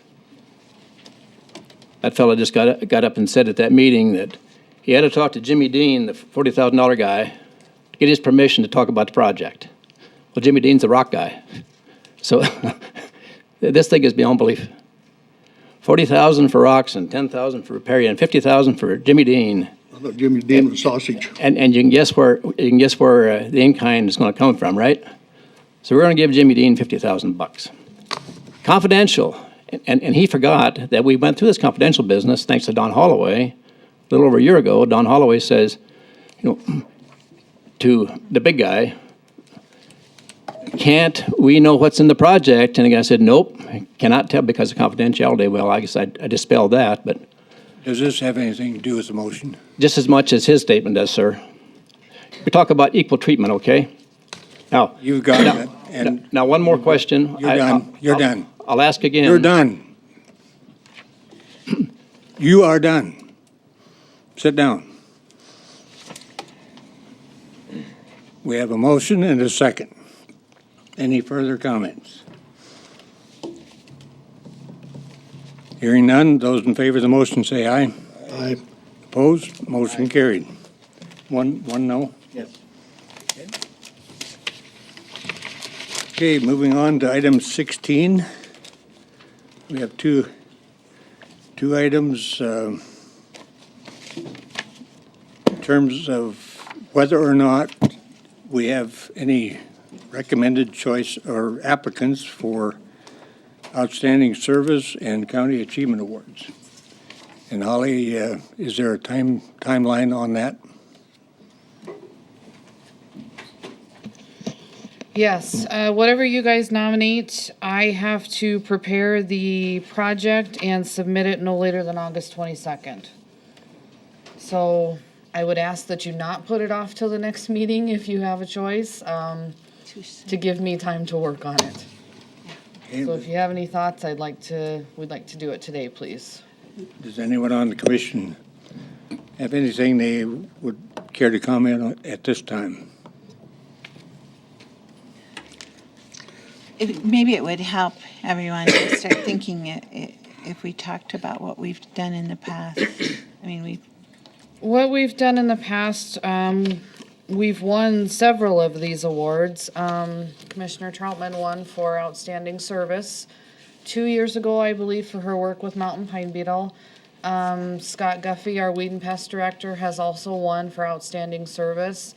The county's crisis care center won 3 years ago, maybe, for outstanding achievement award. So we have some pretty good projects and pretty good people that work for us. If you do not have suggestions at this point in time, you have to go through security to get out after the meeting and tell Holly, yes, I do have, or no, I don't have, before you leave. Okay. Well, you said you needed it right away, so. And in terms of elections, Commissioner Buskerud, maybe you can advise us a little bit on the SDACC elections and the 2014 convention. Sure. You have in front of you the positions that will be open for election. There'll be a nominating committee, and they will nominate one person for each office. However, nominations can be received from the floor at the convention right before voting. So last year there was kind of a spirited contest for, I think it was first vice president, and of course, as you know, second vice president moves to first vice president, moves to the president. So you can nominate other people, but the line of succession is pretty well spelled out. And let's see, treasurer. I guess that is an elected position. I thought I was appointed, maybe, but so anyway, that's about all I know about it. If anybody's interested in running, I can let the nomination committee know that you're interested. Ken, probably you and Don might not be interested. I'm not interested. The only thing I'd be interested in is that we pull our membership fees and hire our own lobbyist part-time. We get $15,000 a year and we can do it for 5, so. Okay, anything further on that? If not, we'll go to item 17, 2015 resolutions. And Tom Wilsey is here to talk about the New Underwood Road. A week and a half ago, we had a meeting and found out that Meade County had put forward a resolution to have the New Underwood Road turned over to the state. We have 2.5 miles of this road, also north of New Underwood. So they have in their resolution, they mentioned about 671 vehicles on their road. We've got 887. So yes, we have a vested interest in this too. I feel that we should bring forward a resolution similar to the Meade County resolution to try to get the state to take over this road, because it is a major collector for between the interstate and Highway 30. Pardon? 34. And it's the only paved one for over 115 to 120 miles. The wording of the resolution, well, you see the wording that Meade County put forward. I would try to emulate similar to what they have. Sure. I've driven that road a number of times. I agree 110%. But one thing I would mention is that years ago, Elmer Flatt, who was in the House of Representatives, and myself in the Senate, had a bill that said when a road reaches a certain traffic level that it automatically would revert or move up or down in the system. And since the state is responsible for the state transportation system, it would make sense, in my opinion. It makes total sense, in my opinion, that they should. The chief opponent of our bill, which did not pass, was highway contractors. But that doesn't mean it wasn't a good idea. Yeah. So what you need, a motion to allow the highway superintendent to write a resulting Like some guidance that you want me to go resolution? ahead and go forward with this resolution. Yes. I do. I do. So that's my motion. Second. We have a motion and a second to urge you to go forward. Yep. I will bring this to you, And Ryan. try and take the whoopies out of it, too. Well, that's their problem then. All in favor of the motion, say aye. Aye. Opposed? Mr. Chairman, I have a question for the highway superintendent before he gets out of here. It's not on the agenda, but it's just a question. I've been reading and hearing in the news that some companies from North Dakota are planning on coming to our beautiful Black Hills and digging it all up for some sand to take up for their fracking operations. Do we still have a road haul agreement in place? And what else can we do to stop that? I have not That's my question, if you would do some research. We on do it. have haul agreements for anybody doing commercial work of that sort. I have not heard about anybody doing this sand. I haven't either, but they said it was some piece of property southwest. And it's actually Of Hill City. mining. It's a mining operation, so. Yeah, I know We it. should be getting some kind of permit that we have to. I know it. We need to do something. Because what's happening is, and what Meade County's running into, is the oil trucks are just destroying their roads. Yes, they are. And Butte County. And nothing they can do about it, evidently. Thank you, Tom. Okay, do we have any committee reports? Mr. Chair, I have just a couple of things to say. One is on a personal note. The other one, I think it's on the 26th of August. Did I say 26th? Do you remember when I called in the other day, 26th or 16th? 26th, on the base open house. Well, anyway, there's a base open house coming out shortly in August. It starts at 9 o'clock in the morning. I think it's on the morning of the 26th.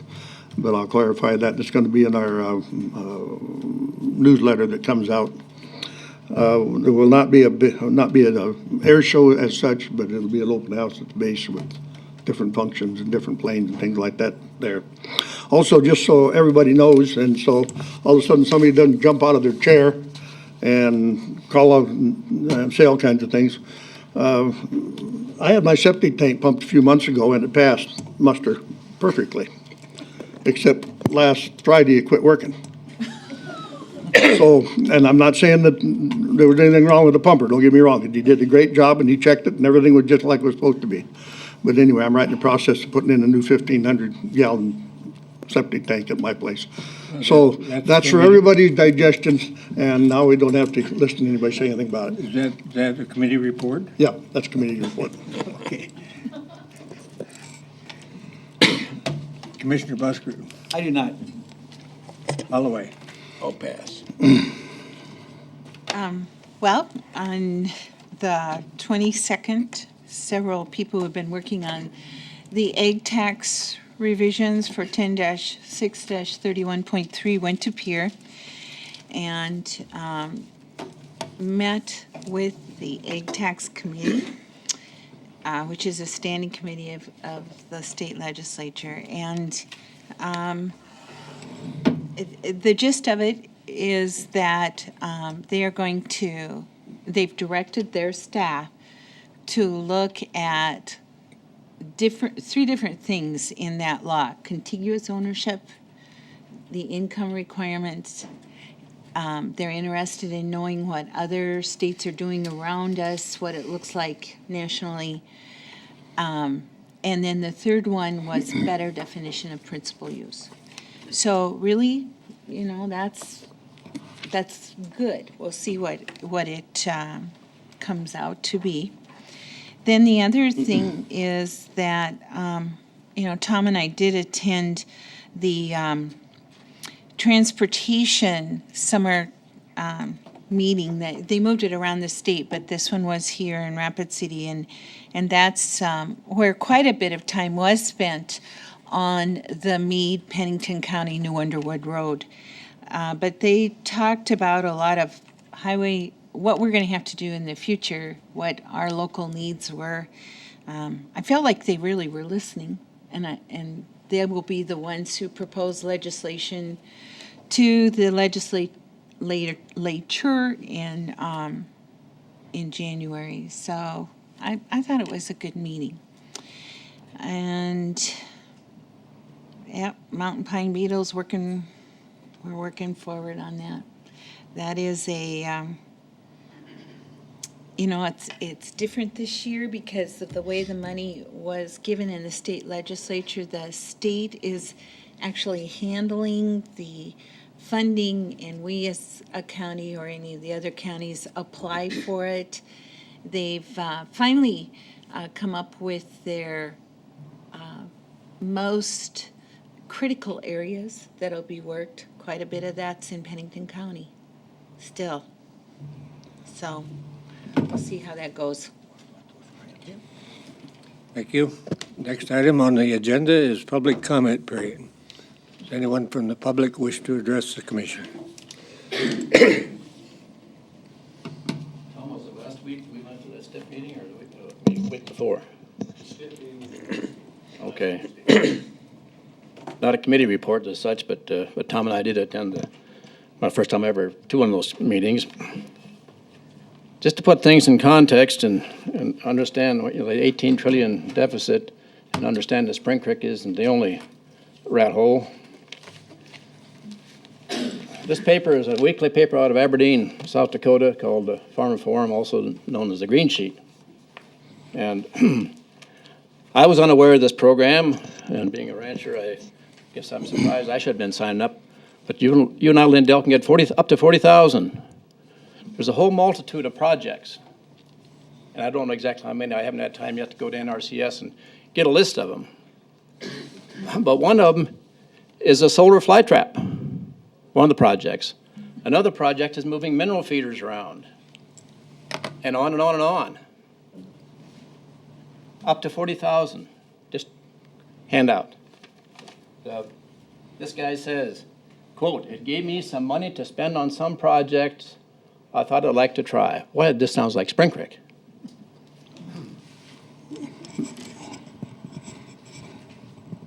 Quote. I know we're not supposed to say a lot, but is that farmers and ranchers just getting that money? Quote, "Flies can take a lot of money out of the operation when they suck blood and bother the cows," unquote, this guy said. Quote, "This year I put up a solar fly trap that seems to be working pretty good. Anything you can do to keep the flies off of cattle's backs will make you money," unquote. And this guy also did some manure sampling. And I talked to a guy that worked for a career with NRCS, used to be SCS, and he said just as he was getting ready to retire, this program came along, Conservation Stewardship Program, handed out billions across the United States for guys to do stuff, most of what we already do. We move our salt around. We move our cows around. But the government's incentivizing them. Wonder why in the hell we're in trouble. But can you imagine a solar fly trap out in the pasture? A solar fly trap. Thank you. Anyone else who wishes to comment? Not, Make a motion to go into executive session. we have a motion to convene in executive session. Do we have a second? Second. Motion and a second. All in favor, say aye. Aye. Opposed? Motion carried.